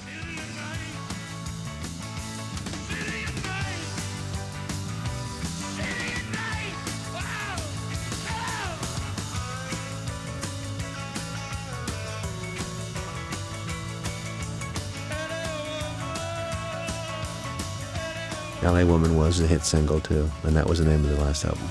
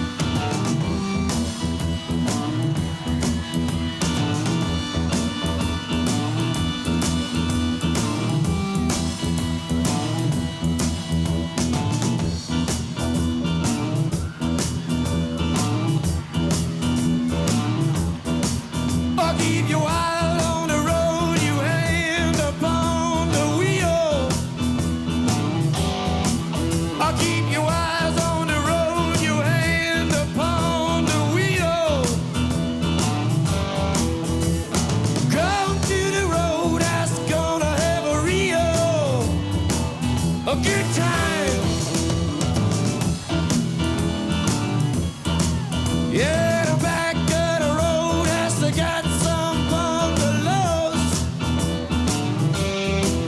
Ah, the back of the road has to got some bungalows.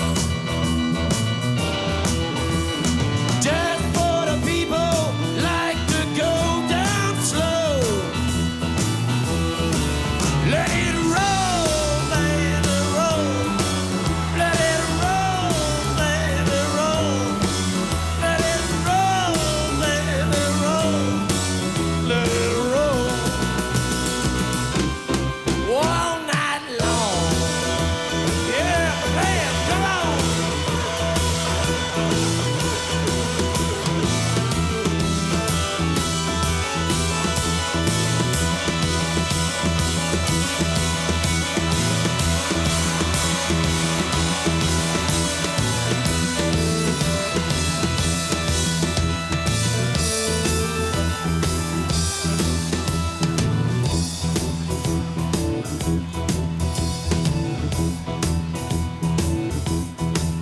You gotta roll, roll, roll, gotta feel my soul, alright. Roll, roll, roll, gotta feel my soul. You gotta chop the cool, come, get down to cheat on. Bum, bum, ba, beep, bop, ba, lula, con, chi, no, eat, don't you did it, that's all. I could kill the car, kinda not a cook on, low, chow. But you told me, Bob, now. Chop the cool, come, get down to cheat on. Bum, bum, ba, beep, bop, ba, lula, con, chi, no, eat, don't you did it, that's all. I could kill the car, kinda not a cook on, low, chow. But you told me, Bob, now. Chow, no, chow, mau. Bob, no, chow, go.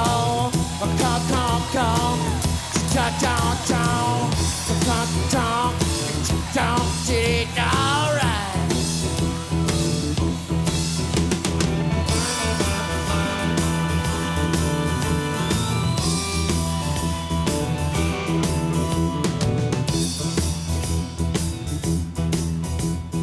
Ashen lady,